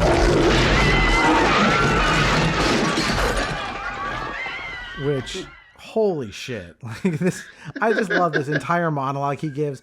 He's like, not only is he like monologuing about like business shit, everything ends with like him talking about like some sort of deduction he got these people, or like, here's how you save money on pharmaceuticals. Like and the fact that it's all improvised just makes this miraculous. Like the way he rattles all this off is so good. I can't even imagine what his brain, like, did he practice, what was left on the cutting room floor of this scene? Like, that would be an interesting view. I love the dancing too. That's really even more awkward. And the girl, once again, 6 inches taller than him. Like, we see he has a type. Oh yeah, she's great. Classic 80s bimbette. Yes. Very much so, but I mean, when you film a scene like this, there's probably no music playing in the room for real, because they have to film it, to capture everyone's audio. So that makes the dancing even, like, I'm sure, like, yeah, go ahead. Just wave your arms around. Yeah, exactly. Go ahead, Rick. Just do something weird. It won't matter. Whatever music is playing is playing. But he tosses the coats into his bedroom with the other coats, where unfortunately Vince Clortho, the terror dog, is waiting. And we hear it growl. Louis says, "Hey, who brought the dog?" And then we get the chase sequence you talked about, where he just bursts out of the door and chases him out into the street, where it kind of overtakes him at Tavern on the Green there in Central Park. And another fantastic practical effect. You don't see what happens to him when he gets taken. You just see him slammed up against the glass and then slowly being dragged down. And of course, the New Yorkers don't care. Yeah, I was trying to wonder, like, can the others actually see Vince Clortho? Like, do they see the dog or not? It may just be that it's invisible to them. I don't know. It's such a New York trope of, like, they don't care what's happening, nothing will faze them, or do they not see it? It's I mean, that is a very New York trope of, like, no matter how weird it is, people will just shrug it off. Yeah. And I noted in my notes here that, man, does he sound Canadian as he's pleading with the dog. Oh, nice doggy. Like, it's real strongly Canadian there. That never occurred to me. Yeah, it's very much so. So Venkman shows up at Central Park West to the aftermath of this. He's looking for Dana. He sees there's just like stuff all over the place, clearly destroyed. I love it. So now he meets Dana, who is possessed.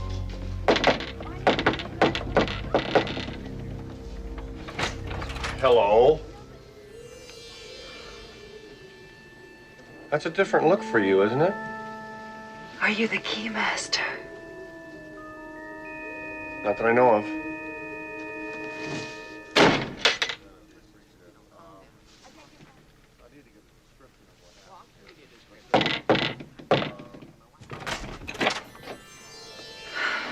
Are you the keymaster? Yes. I'm a friend of his. He told me to meet him here. I didn't get your name. I am Zul. I am the gatekeeper. Oh.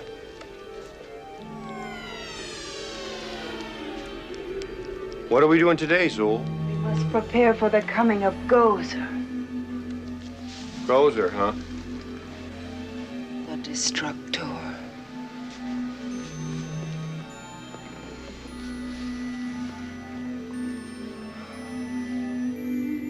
Are we still going out? You know, you could pick up the place if you're expecting someone. You want this body? Is this a trick question? I guess the roses worked, huh? Take me now, sub-creature. We never talk anymore. Easy. I make it a rule never to get involved with possessed people. Actually, it's more of a guideline than a rule. And she's wearing this. I always wonder, like, is that a dress that like Dana Barrett owns, this orange thing, or is it like ethereal shit? Doubtful. From It does beyond? seem like it's from the Gozer dimension. Yeah. I love that she asks, like, "Are you the keymaster?" He says no, and she just slams the door on him. And then he just does it again and says, "Yeah, I'm the keymaster." And then she lets him in. Well, he's a friend of mine. Or I'm a friend of him. Take me now, Once again, sub-creature. Completely unflappable. Like, not even a stopping to look in Lewis's apartment. Just police destroyed door. Okay. Yeah, it's not like he's like, "I better go back to the car and get my proton pack or something." Like, he's just like, "Oh, whatever." And then he's chatting with what is obviously, this possessed woman, taken over by this ancient Babylonian god or whatever. And he's just still, "I'm just going to use my casual patter on her." Although it does lead to the most problematic situation in the whole movie. Considering how unflappable he is, he just carries Thorazine around in his jacket pocket.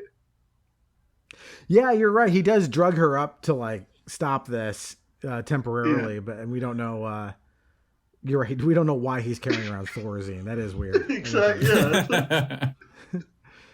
What was he planning to do with it when he got to Dana's apartment if she wasn't possessed? Yeah, that's the most problematic part by far. Yeah, is this where she levitates? Right? Yeah. Clearly this is something's up. She sleeps above the covers, 4 feet above the cover. She barks. Yep. She drools. Yep. So we get a quick scene of Lewis, who is possessed, running through the park, just babbling. He asks a horse if he's the gatekeeper, which is great. I'm not sure what that implies about like the world of like these beings, that he could not tell that maybe the horse was not the gatekeeper. His eyes glow red, and of course, again, New York stuff, right? The coachman just goes, "Oh, what an asshole." Yeah. But I guess something happens because the police end up with Lewis because they drop him off at the Ghostbusters, and they say they've already tried taking him to like the mental institute, like no one will take him. So this is yet another amazing scene where Egon is testing Lewis, and Lewis as Vince Clortho talks about the coming of Gozer with some of my favorite crazy specifics from the movie. What did you say your name was? Vince Clortho, keymaster of Gozer. Well, according to this, his name's Louis Tully. Lives on Central Park West. Do you want some coffee, Mr. Tully? Do I? Yes, have some. Yes, have some. Vince, you said before you were waiting for a sign. What sign are you waiting for? Gozer the Traveler. He will come in one of the pre-chosen forms. During the rectification of the Voldrani, the Traveler came as a large and moving torb. Then, during the third reconciliation of the last of the McKettrick supplicants, they chose a new form for him, that of a giant slore. Many Shubs and Zools knew what it was to be roasted in the depths of the slore that day, I can tell you. And also a callback to the popcorn strainer colander helmet machine thing that they have, where we now see what happens when somebody's actually possessed and what they look like. Right. He looked on the screen. It's the terror. Oh dog. yeah, it's not the terror yeah. dog. It's great. Yeah. Yeah. But yeah, Dan, I remember I got you for I think probably your birthday or Christmas or something, I got you the Tobin Spirit Guide that somebody put out. Yeah. And I think a lot of the weird shit that is rattled off by Lewis here is in the book of like, oh, we'll show you a picture of a slore. Oh yeah. Many Shubs and Zools learned what it was like to be roasted in the depths of a slore that day. Yeah, I always wondered, how much of a dork Vince Clortho was and how much of it was just him sort of melding with Lewis Tully. And I think it was more of a melding. That's the vibe I always got, was that Lewis somehow affected Vince a little bit more than average. Mm-hmm. Yeah, but again, like the specifics here, this is all stuff that has to come from, it's either Rick Moranis riffing or specifics from Dan Aykroyd in the script. Like all of the rectification of the Voldroni and stuff. Like it doesn't apply to anything that I'm aware of, but like it just sounds so good coming out of his mouth. It just he just rattles this stuff off like it was nothing. Like brilliant stuff from Rick Moranis here. I have the Tobin Spirit Guide. I'll have to check that out. I don't think I've ever opened it. I've just put it in the bookcase, but I have to look into that. It's pretty cool. And so Janine is worried about this stuff. She's worried, Egon will die. And that's where we get a call from Venkman. He's reporting from Dana's apartment as to what's going on there. And he says, we got to get these two together. And Egon says that would be extraordinarily dangerous. And for some reason, Bill Murray decides to leave her alone and says, I got to go to work. And she's just there like panting. I don't know why he's leaving her alone. It feels like someone needs to be on her at all times. Like she's too dangerous to be left alone. I guess he figures the Thorazine will work. And there's that interesting line from Janine about she's very psychic. It's a odd place for this to come up now, considering everything that we've established in the movie so far. Yeah. That never comes up again, as far as I know. That they I mean, in either of them, yeah. No, I don't think she comes in like Ghostbusters 2 and is like, I have a bad feeling about this painting. No, in fact, she lets a baby get kidnapped 5 feet away. But that's a different discussion. Yeah. So we get to this scene of Ray and Winston now in the car, and they're talking about the fact that maybe all of the stuff in the Book of Revelations is coming true. Mm-hmm. And they are real nervous about it. Hey, Ray, do you believe in God? Never met him. Yeah, well, I do. And I love Jesus' style, This roof cap is made of a magnesium tungsten alloy. What are you so involved with there? These are the blueprints for the structural ironwork in Dana Barrett's apartment building, and they're very, very strange. Hey, Ray, do you remember something in the Bible about the last days when the dead would rise from the grave? I remember Revelation 7:12. And I looked as he opened the sixth seal, and behold, there was a great earthquake, and the sun became as black as sackcloth, and the moon became as blood. And the seas boiled, and the skies fell. Judgment Day. Judgment Day. Every ancient religion has its own myth about the end of the world. Myth? Ray, has it ever occurred to you that maybe the reason we've been so busy lately is because the dead have been rising from the grave?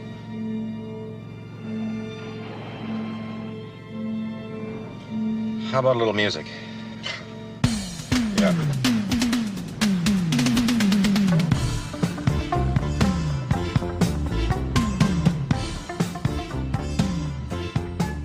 I like this because, again, it's like we're slowing down the comedy for a minute to get kind of real about the looming threat. And I think this works. I think it's actually, there is a lot of dread in this scene. Okay. Nobody has any thoughts about this scene. I think you said it perfectly. It's really starting to tie together all these threads. Like all these things have been kind of happening disjointedly. And this is the first time we're given a framework for it, which unfortunately is the end of the world. Yeah. What I remember is, this is Winston and Ray in the car. Yeah. Yeah. Yeah. And, Winston's talking about the Bible and it's getting real bleak or whatever. And then Ray's like, how about a little music? and then they turn it on. And it's like, bling, bling, bling, bling, bling, bling, bling, bling. You know, it's like it's just like the goofiest music to come out of that from. Yeah. Again, I think the score is great. All of the licensed stuff is weird and like bizarrely literal. Like it's like, I remember the time I was busting some ghosts, and like it's like just here's what you're seeing on the screen right now. All right, so it's the next morning, and the EPA and the cops roll up to the firehouse. Peck has the court order. They try to stop Peck from what he's doing, but he orders the machine to be shut off. Which unfortunately happens, which then causes everyone to run out of there, and we get a big explosion of pink ghost energy out of the containment unit. Once again, 2 actors, each given 3 lines, do a phenomenal job. The cop and the Con Ed guy. Yeah, I this is an amazing sequence because it only works if you believe that Peck really doesn't think the ghosts are real and that it's all a sham. Mm-hmm. Because like you have these guys telling you like, even if you believe that like this thing is not environmentally safe or sound, if they're telling you like just pulling the plug on it will cause something worse to happen, then you need him to say like, oh, well then we need to find a way to shut this thing down safely, and, or something, you have a week to do it or something. Instead it's just like, no, yank the plug. I don't care that they're telling you this is really, really bad. It's very funny to have a character who's this, again, wrong about everything all the time. Yeah, I like the Con Ed guy's obvious reluctance because he's the only one of that group that understands something horrible is about to happen. Yeah, even he knows. He's like, really? I gotta do it? He's very reluctant to actually pull the switch. And I like the way we do it. We never really see much of the containment unit or how it works or anything or what's behind that wall, because like we just see a bunch of like light pouring out of the bricks first before the explosion. Very, very cool. I know there were some episodes of the real Ghostbusters where they like went inside the containment unit and you could see like what it was like. Yeah. It was like a void full of like lines and stuff. Like it made no sense. So it explodes. And now we get this montage of, the ghosts are loose all over the city again. So like Slimer and the hot dog cart. This thing that comes out of the subway that's just like spindly bones and stuff. A lot of that. I mean, again, when you die, after you die, if you've lived a good and fulfilling life, you get to go. Well, Afterlife taught us that Egon got to be like pretty normal ghost, but everyone else is a big ball of pus. Or doing their job. They come back to drive the taxi again. Yeah, that sucks, right? You have to go get back to work. And I like that he's like a zombie. Like he's not even a ghost. Like he's like, that's a very like physical presence like of that puppet. But pretty cool. And we get some shots of like those streams of light going through the city, which I think look pretty good, even in 2024. And like we see like Dana like wakes up and she's like almost presiding over watching this happen. Really neat. And she like blows open her entire window too, which is like a cool moment. Yeah, very good scene. And now we get to the Ghostbusters in jail for another really fun scene. Like nope, they're just being left alone with their blueprints to talk shop. The structure of this roof cap is exactly like the kind of telemetry tracker that NASA uses to identify dead pulsars in deep space. Cold riveted girders with cores of pure selenium. Everybody getting this so far? So what? I guess they just don't make them like they used to, huh? No! Nobody ever made them like this. I mean, the architect was either a certified genius or an authentic wacko. Ray, for a moment, pretend that I don't know anything about metallurgy, engineering, or physics, and just tell me what the hell is going on. You never studied. The whole building is a huge superconductive antenna that was designed and built expressly for the purpose of pulling in and concentrating spiritual turbulence. Your girlfriend lives in the corner penthouse of Spook Central. She's not my girlfriend. I find her interesting because she's a client and because she sleeps above her covers. 4 feet above her covers. She barks, she drools, she claws. It's not the girl, Peter, it's the building. Something terrible is about to enter our world, and this building is obviously the door. The architect's name was Ivo Shandor. I found it in Tobin's Spirit Guide. He was also a doctor, performed a lot of unnecessary surgery. And then in 1920, he started a secret society. Let me guess. Gozer worshippers. Right. No studying. After the First World War, Shandor decided that society was too sick to survive. And he wasn't alone. He had close to 1,000 followers when he died. They conducted rituals up on the roof. Bizarre rituals intended to bring about the end of the world. And now it looks like it may actually happen. So be good. For goodness sake. Whoa, somebody's We coming. have to get out of here. With everyone else. I mean, very 80s looking group of guys in jail with them, but it's great to see all the other, I don't know, prisoners, people who are in there, like slowly become more and more interested as they're talking to each other. Yeah. Well, I feel like, Peck thinks they're all a bunch of idiots, but as far as we can tell, New York at large are big fans of the Ghostbusters. So these probably are all like, oh shit, I'm in the jail with the Ghostbusters. This is cool. I want to watch this. Yeah, I mean, it's great when they're all like around the blueprints. Yeah. Yeah. Yep. Another one of my favorite jokes, no studying. No studying. We get a lot of lore here. This is where we get our biggest lore dump about Ivo Shandor, who designed this building to basically be like a psychic radio antenna to call up ghosts and Gozer in particular. He was a cultist. He had thousands of followers. He performed unnecessary surgery, but the goal was to bring about the end of the world. And somebody's coming. Once again, Bill Murray being his like lounge singer from SNL in this movie. But yeah, this bit this one like paragraph of lore becomes the basis for that video game and a lot of Afterlife. It's impressive how they just mine the shit out of this.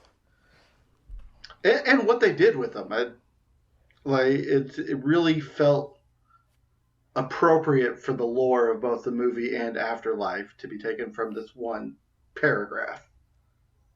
I mean, it is cool and evocative, this like Gozer worshiper thing. I mean, it makes sense. But this explains why the ghosts have been going off the charts lately, is that this world-ending event that these guys set up is now actually coming to fruition. Like there is a deliberate effort to concentrate ghost energy and ghosts in the city, to herald the coming of Gozer. The coming of Ramus. The coming of Ramus. So we find out the mayor wants to see them. We get a quick moment of Lewis and Dana finding each other. At last, the keymaster and the gatekeeper connect. It was only until adulthood when I realized that was a penis and vagina joke. Yes. In fact, way older into adulthood and much older than I want to admit before I realized. Oh, right. They had sex. Yes. Oh, it's a key and a lock. Okay. So yeah, but I love, she plants this big kiss on him, which is funny. And then this stairway is just there that leads up to the roof. So now we go back to, the Ghostbusters being herded up to City Hall for this meeting with the mayor.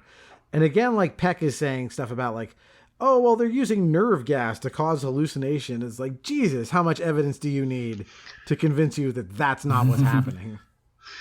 And another fantastic lore building scene talking about just the weird random things that they're running into.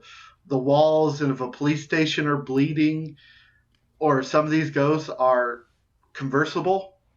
Or wait, is this one with Fiora LaGuardia, or is that Ghostbusters 2? I think LaGuardia is in Ghostbusters 2. Yeah, that okay. mention. Yeah, but you're right. Like the 53rd precinct were bleeding. Yeah.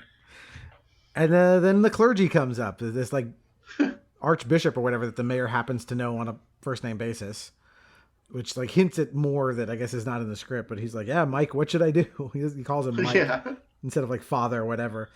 And I like that he says, yeah, the church won't take an official position. It's like, well, again, like shit, man, you've all seen irrefutable evidence of the afterlife.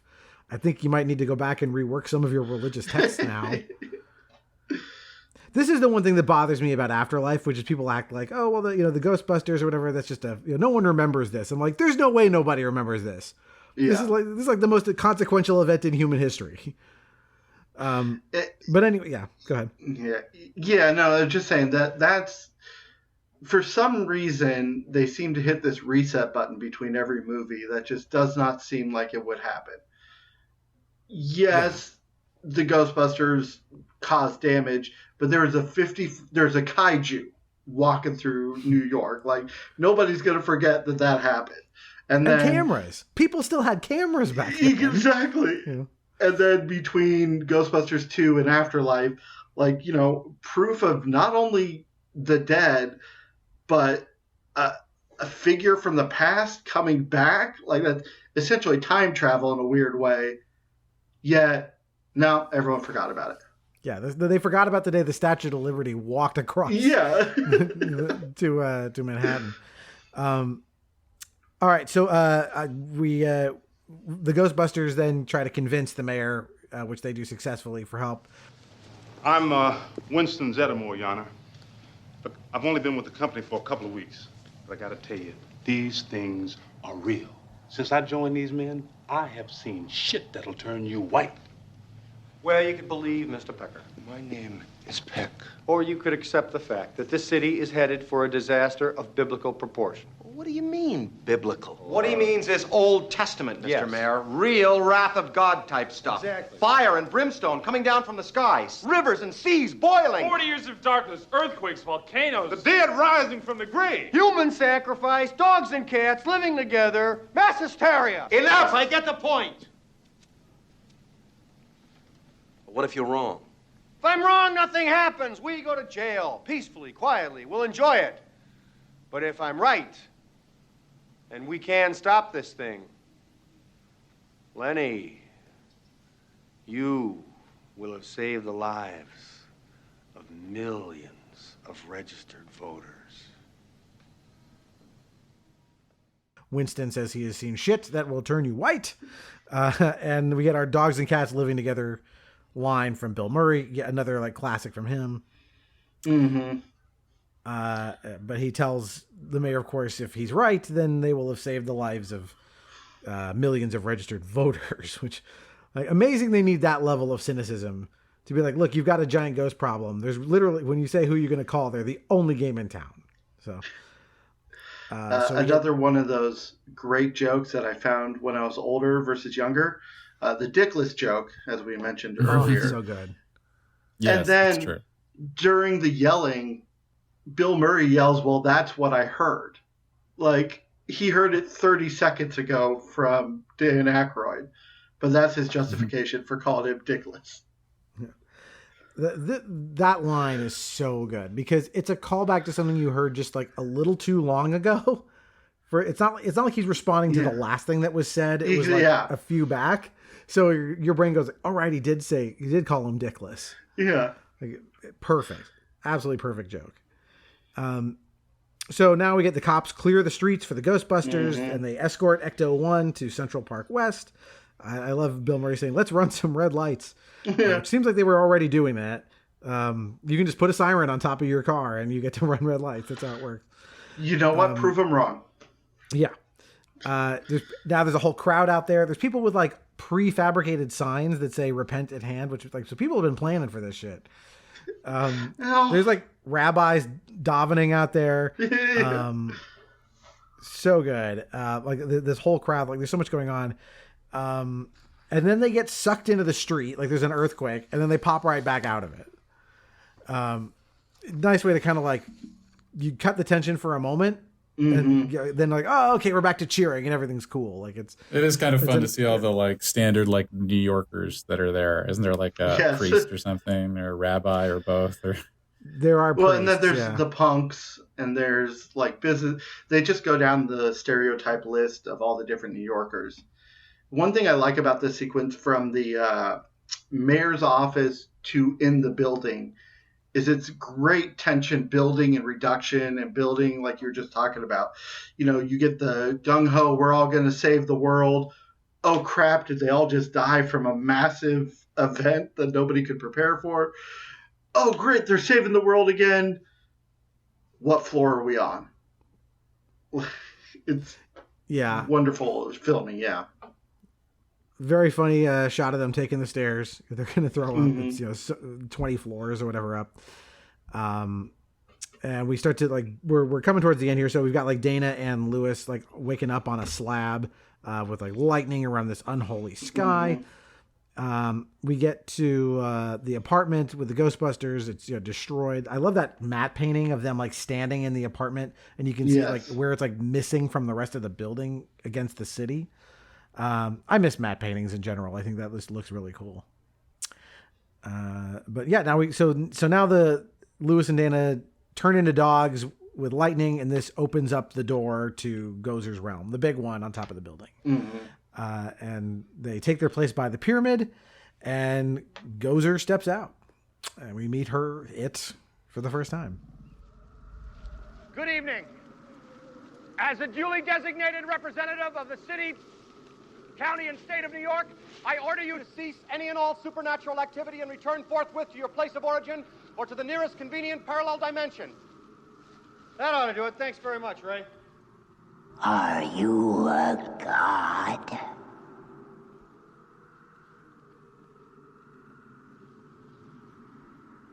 No. Then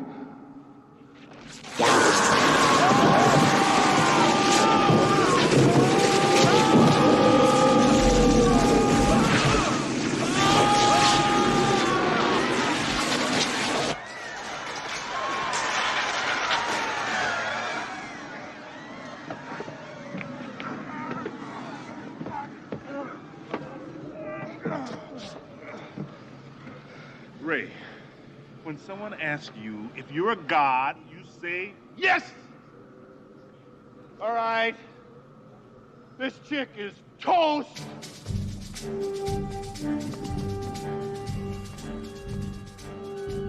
Interesting story about Gozer. They originally were going to have it be Paul Rubens in a business suit. So many bad possible choices. I don't know. I was thinking about that. I could get behind that. I could see a world where Gozer was more chatty, because here Gozer doesn't say very much. It's scary. The design of Gozer I think is pretty effective and scary, especially with those awful red contacts they have on this poor model who's the character. But I like the idea almost of Gozer coming across as after all of this outlandish stuff, we get a more human looking presence. And I could see Paul Rubens doing something really interesting with that, but I still like what we got, but I don't know. I don't necessarily think it's a bad idea. Yeah, no, that's very interesting. I think they could have played off it well. I mean, just at least until the Stay Puft Marshmallow Man would have been a different movie, because this model and alien terror lends itself to probably one of the more famous lines of the whole movie. If somebody asks you if you're a god, you say yes. But the lightning and the disappearing, I don't think Paul Rubens would have worked as well with all that. He wouldn't have been scary. He could be quietly intimidating, but I don't think he could have been outright scary. Also, Paul Rubens in a suit, by this point already Pee Wee Herman was a thing, so maybe that's just too close to that. I don't know. But yeah, and I know Gozer, I forget the actress's name. There's a different person who's dubbing over her voice because she had a real heavy accent. And I don't even know what to make of this. She's wearing a leotard, but it's covered in this white ethereal, it almost looks like bubble wrap. Yeah. Very much like bubble wrap. Yeah. I don't know what it's meant to convey. It is very strange and again, not like anything you see anywhere else. It's unique. Yeah. So, but yes, you're right. We get the entreaty between Ray and Gozer. Yeah. He asks her to cease all supernatural activity and return to her point of origin or the nearest parallel dimension. Still going with the jargon this far in. Really, really good. They decide to, blast her with the proton packs. They try. They miss. And then Gozer disappears and tells them to choose the form of the traveler. Before Peter can tell them to try and empty their heads, we hear Gozer say, "The choice is made." And we get to, again, one of the most iconic things in the movie. Yes.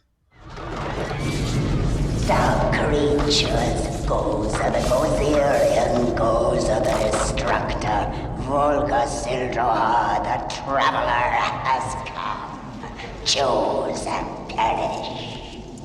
What do you mean, choose? We don't understand. Choose. Choose the form of the Destructor.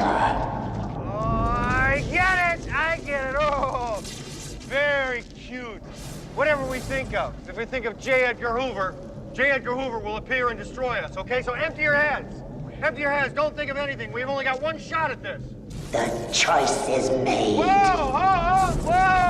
The Traveler has come. Nobody choose anything. Did you choose anything? No. Did you? My mind is totally blank. I didn't choose anything.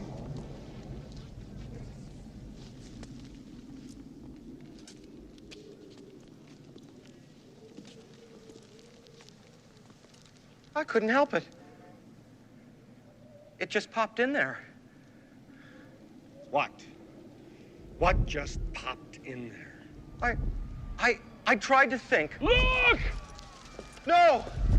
It can't be. What is it? It can't be. What did you do, Ray? Oh, shit.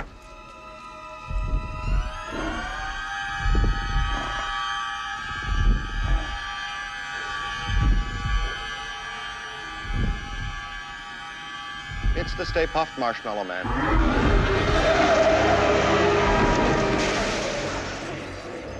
And a great way of building it up as well. You get instantaneous choices made. The back and forth between all the Ghostbusters of who could have done it. Absolutely shell-shocked Ray talking about Cap Laconda and tried to think of the one thing that couldn't stop us. And then you get the head between the buildings before that final shot of the Marshmallow Man stomping on cars. And I like the build up where you hear just like the thumping of the feet. Yeah. First, like it's almost like Jaws. Like you just hear like this boom, boom. Mm-hmm. And we don't know what it's going to be until he just says the Stay Puft Marshmallow Man. Like they kept finding a way to work the fucking Marshmallow Man into so much stuff. In the cartoon, they tried to like shoehorn him in. Yeah. You know, he had some kind of deeper significance. You know?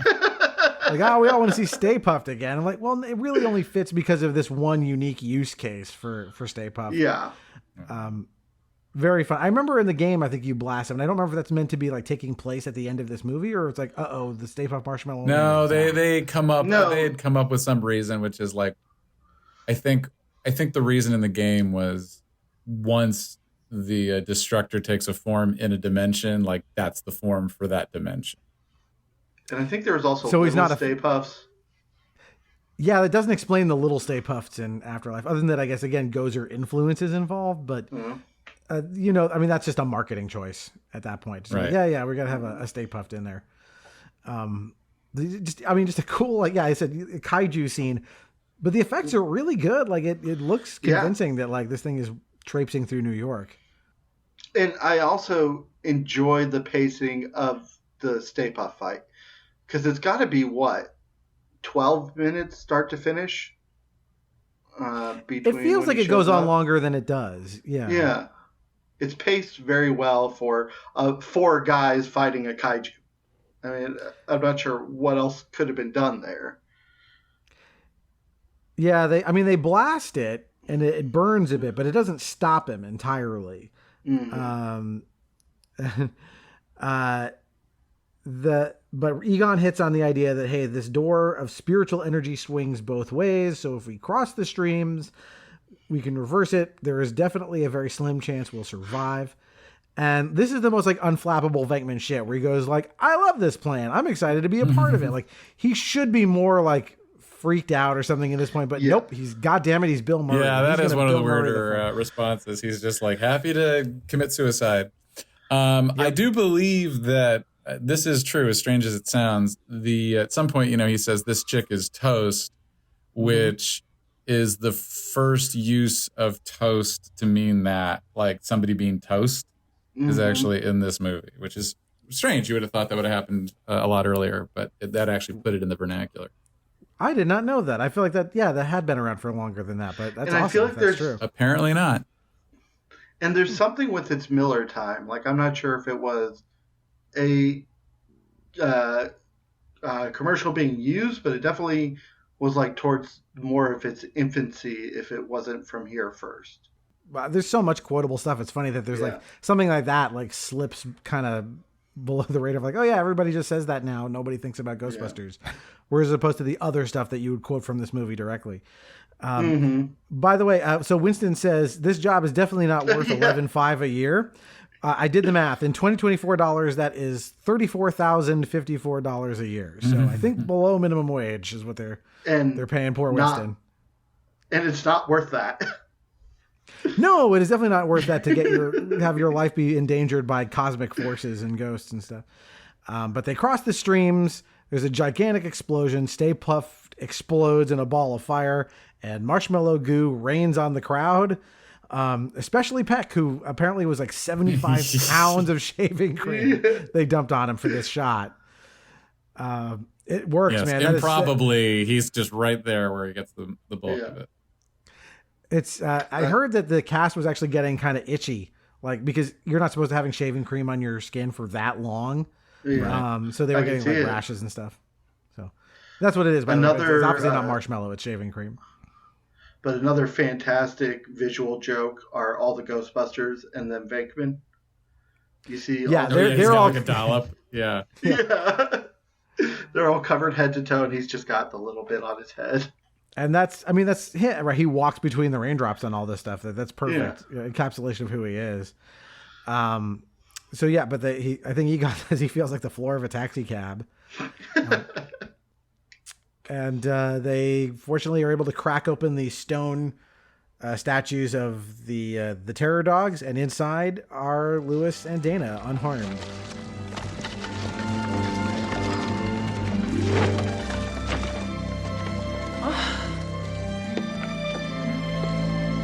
Somebody turn on the lights! Help somebody! Go check on that little guy.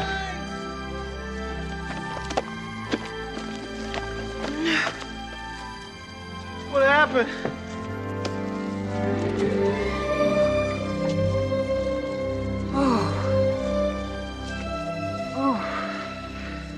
Where am I?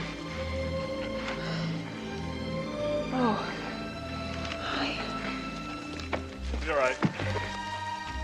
Boy, the superintendent's gonna be pissed. Are you okay? Who are you guys? We're the Ghostbusters. Who does your taxes? You know, Mr. Tully, you are a most fortunate individual. I know. You have been a participant in the biggest interdimensional cross-rip since the Tunguska blast of 1909. Felt great. We'd like to get a sample of your brain tissue. Okay. I love this town! He offers to do the Ghostbusters taxes, which is nice. In exchange for a brain sample. In exchange for a brain sample, yeah. Which I suspect he gives. Yeah. And we get the closing line from Winston. He gets to say, "I love this town." So we go to the cheering crowd below. We got Ray Parker going again. And, there's a bunch of like fun little visual details like in this part of the credits here. There's like a bunch of like priests like blessing a pile of marshmallow. Like I never noticed that before, but I like that. And then isn't Ron Jeremy in there at some point? Oh, I had no idea. I don't remember if he's in this one or the first one, but yeah, Ron Jeremy's an extra in one of those two scenes. Huh. Louis begging for someone to interview him. Yeah. That's very cute. Yeah, they treat him like he's just like a random weirdo. They like put a blanket on him and put him away. I want to go in the car with the other guys. Yeah, very cute. And they drive away and Slimer flies at the screen, and that's the end. So, guys, here we are at the end of this incredible movie. what do you think it is that makes people still, just, I mean, look, like I said, we're getting this legacy sequel, another legacy sequel this year. What has made the Ghostbusters last for 40 years? Well, again, it's a real movie. I mean, it actually has a real plot. It doesn't need to be funny to be a good movie. The fact that it's funny, it's just a bonus. My friend Ryan Harrison likes to say that comedy is not a genre, it's just a tool. And I like to think of Ghostbusters as a quintessential, movie that contains comedy versus a comedy movie. It's an original idea. It takes place in a very iconic setting, 1980s New York. It has a lot of ideas in there that all serve one single idea, which is, again, that's just a really good one, that like, if you could exterminate ghosts, what would that do? And it approaches it, methodically and that doesn't take it for granted. So it's just a solid story with great character. I mean, the characters really is the answer. It's got great characters that are all very unique and endearing in their own way. They're great heroes. Dylan, your thoughts? I think all of that, of course, but it's just a completely tight movie. Everything on this was done exceedingly well. The cinematography, the score, the acting, the writing, the flow, the pacing. I know 3-4 scenes got released on the DVD when that first came out of cut material. And this was one of the first movies that I've watched cut material and went, oh yeah, I get it. Like, that would have interrupted the flow, or that wasn't as good on the same level. And so, I mean, even the producing on this is top tier. I think all of those things working together create the quintessential lightning in a bottle. And, those movies do follow for generations on. You could still watch 12 Angry Men now, and that was released how many years ago, and find it as relevant today. And I think Ghostbusters is showing that in the same way. Yeah, I think you've got kind of this confluence of things all working together to make this movie not only just work individually as a great movie in 1984, but still here in 2024, that you've got these incredible performances from these once in a generation comedians. You've got the tight writing. You've got an incredible amount of detail in this movie. Like, we've been talking about some of these little things you barely pick up on the first 20 times you watch it. There are, but the fantasy of it is also so well realized, right? That you've got, like, if it's Halloween and I'm looking for a movie to watch, like, my kids can watch this, I can watch this and still get just as much out of it. And the iconography is so good that, like, if I had unlimited money, like, I would have a shelf that had like a proton pack on it and a PKE meter. And, like, I still have some of those real Ghostbusters toys in my parents' place stashed away.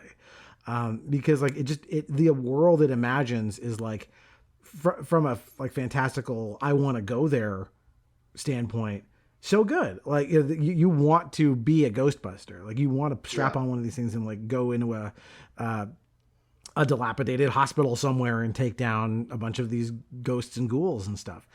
And so, like, it gives you everything you want. It's like all the fantasy, all the sci-fi, all the comedy, and all the wish fulfillment, and and all the Halloween you could want all in one package. Like, you can't beat this.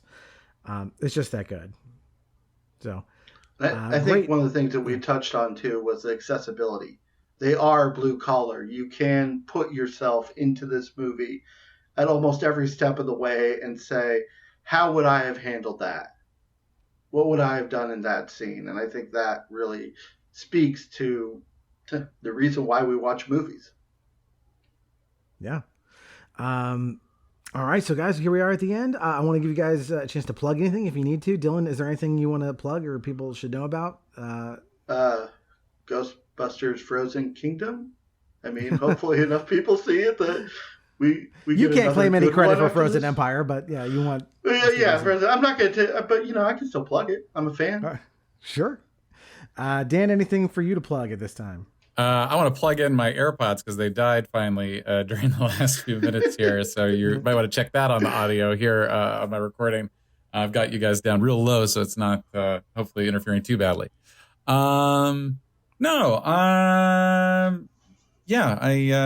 This was nice. Thanks for welcoming. I mean, Doug, I like to spread awareness. This is a little bit of a tough podcast for me right now because I'm dealing with some pain issues. But resolving them and done well with them in the past. So for anybody out there who's dealing with strange, unexplained paranormal phenomena in the form of weird body symptoms, I do encourage you to check out mind-body practices. The brain does have an incredible impact on this stuff, and in some cases can generate it whole cloth. There's a lot of resources out there, and I would say, if you're Googling things, Googling mind body or the work of Alan Gordon, those things will kind of get you started on some stuff in case you're dealing with some weird shit and you're a stressed out person and you're like, maybe there is something else going on. Well, that's awesome. I would encourage anybody to seek out wellness where they can.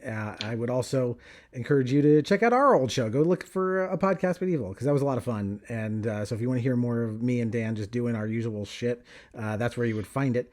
If you have thoughts on this show, I'll put links to all our socials in the show notes, of course. So we're on all of the usual social media networks. I've also started putting some bullshit stuff of me doing impressions on TikTok, so you can look for Nostalgia Arcanum up there, in addition to the other stuff.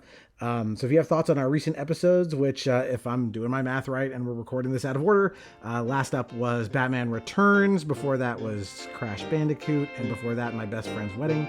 Coming up next, I believe, is A League of Their Own. So we'll have No Crying in Baseball coming up next if you have thoughts on that. So that's what's in the pipeline. And of course, if you do have time, please do drop us a review on iTunes or wherever you found the podcast, because that helps us out a bunch. So thanks again, guys, for coming in and doing this. This was a real treat to revisit. Yeah, thank you very much. This was a blast. All right, so until next time, that is one more entry in the Nostalgia Arcanum. Who you gonna call?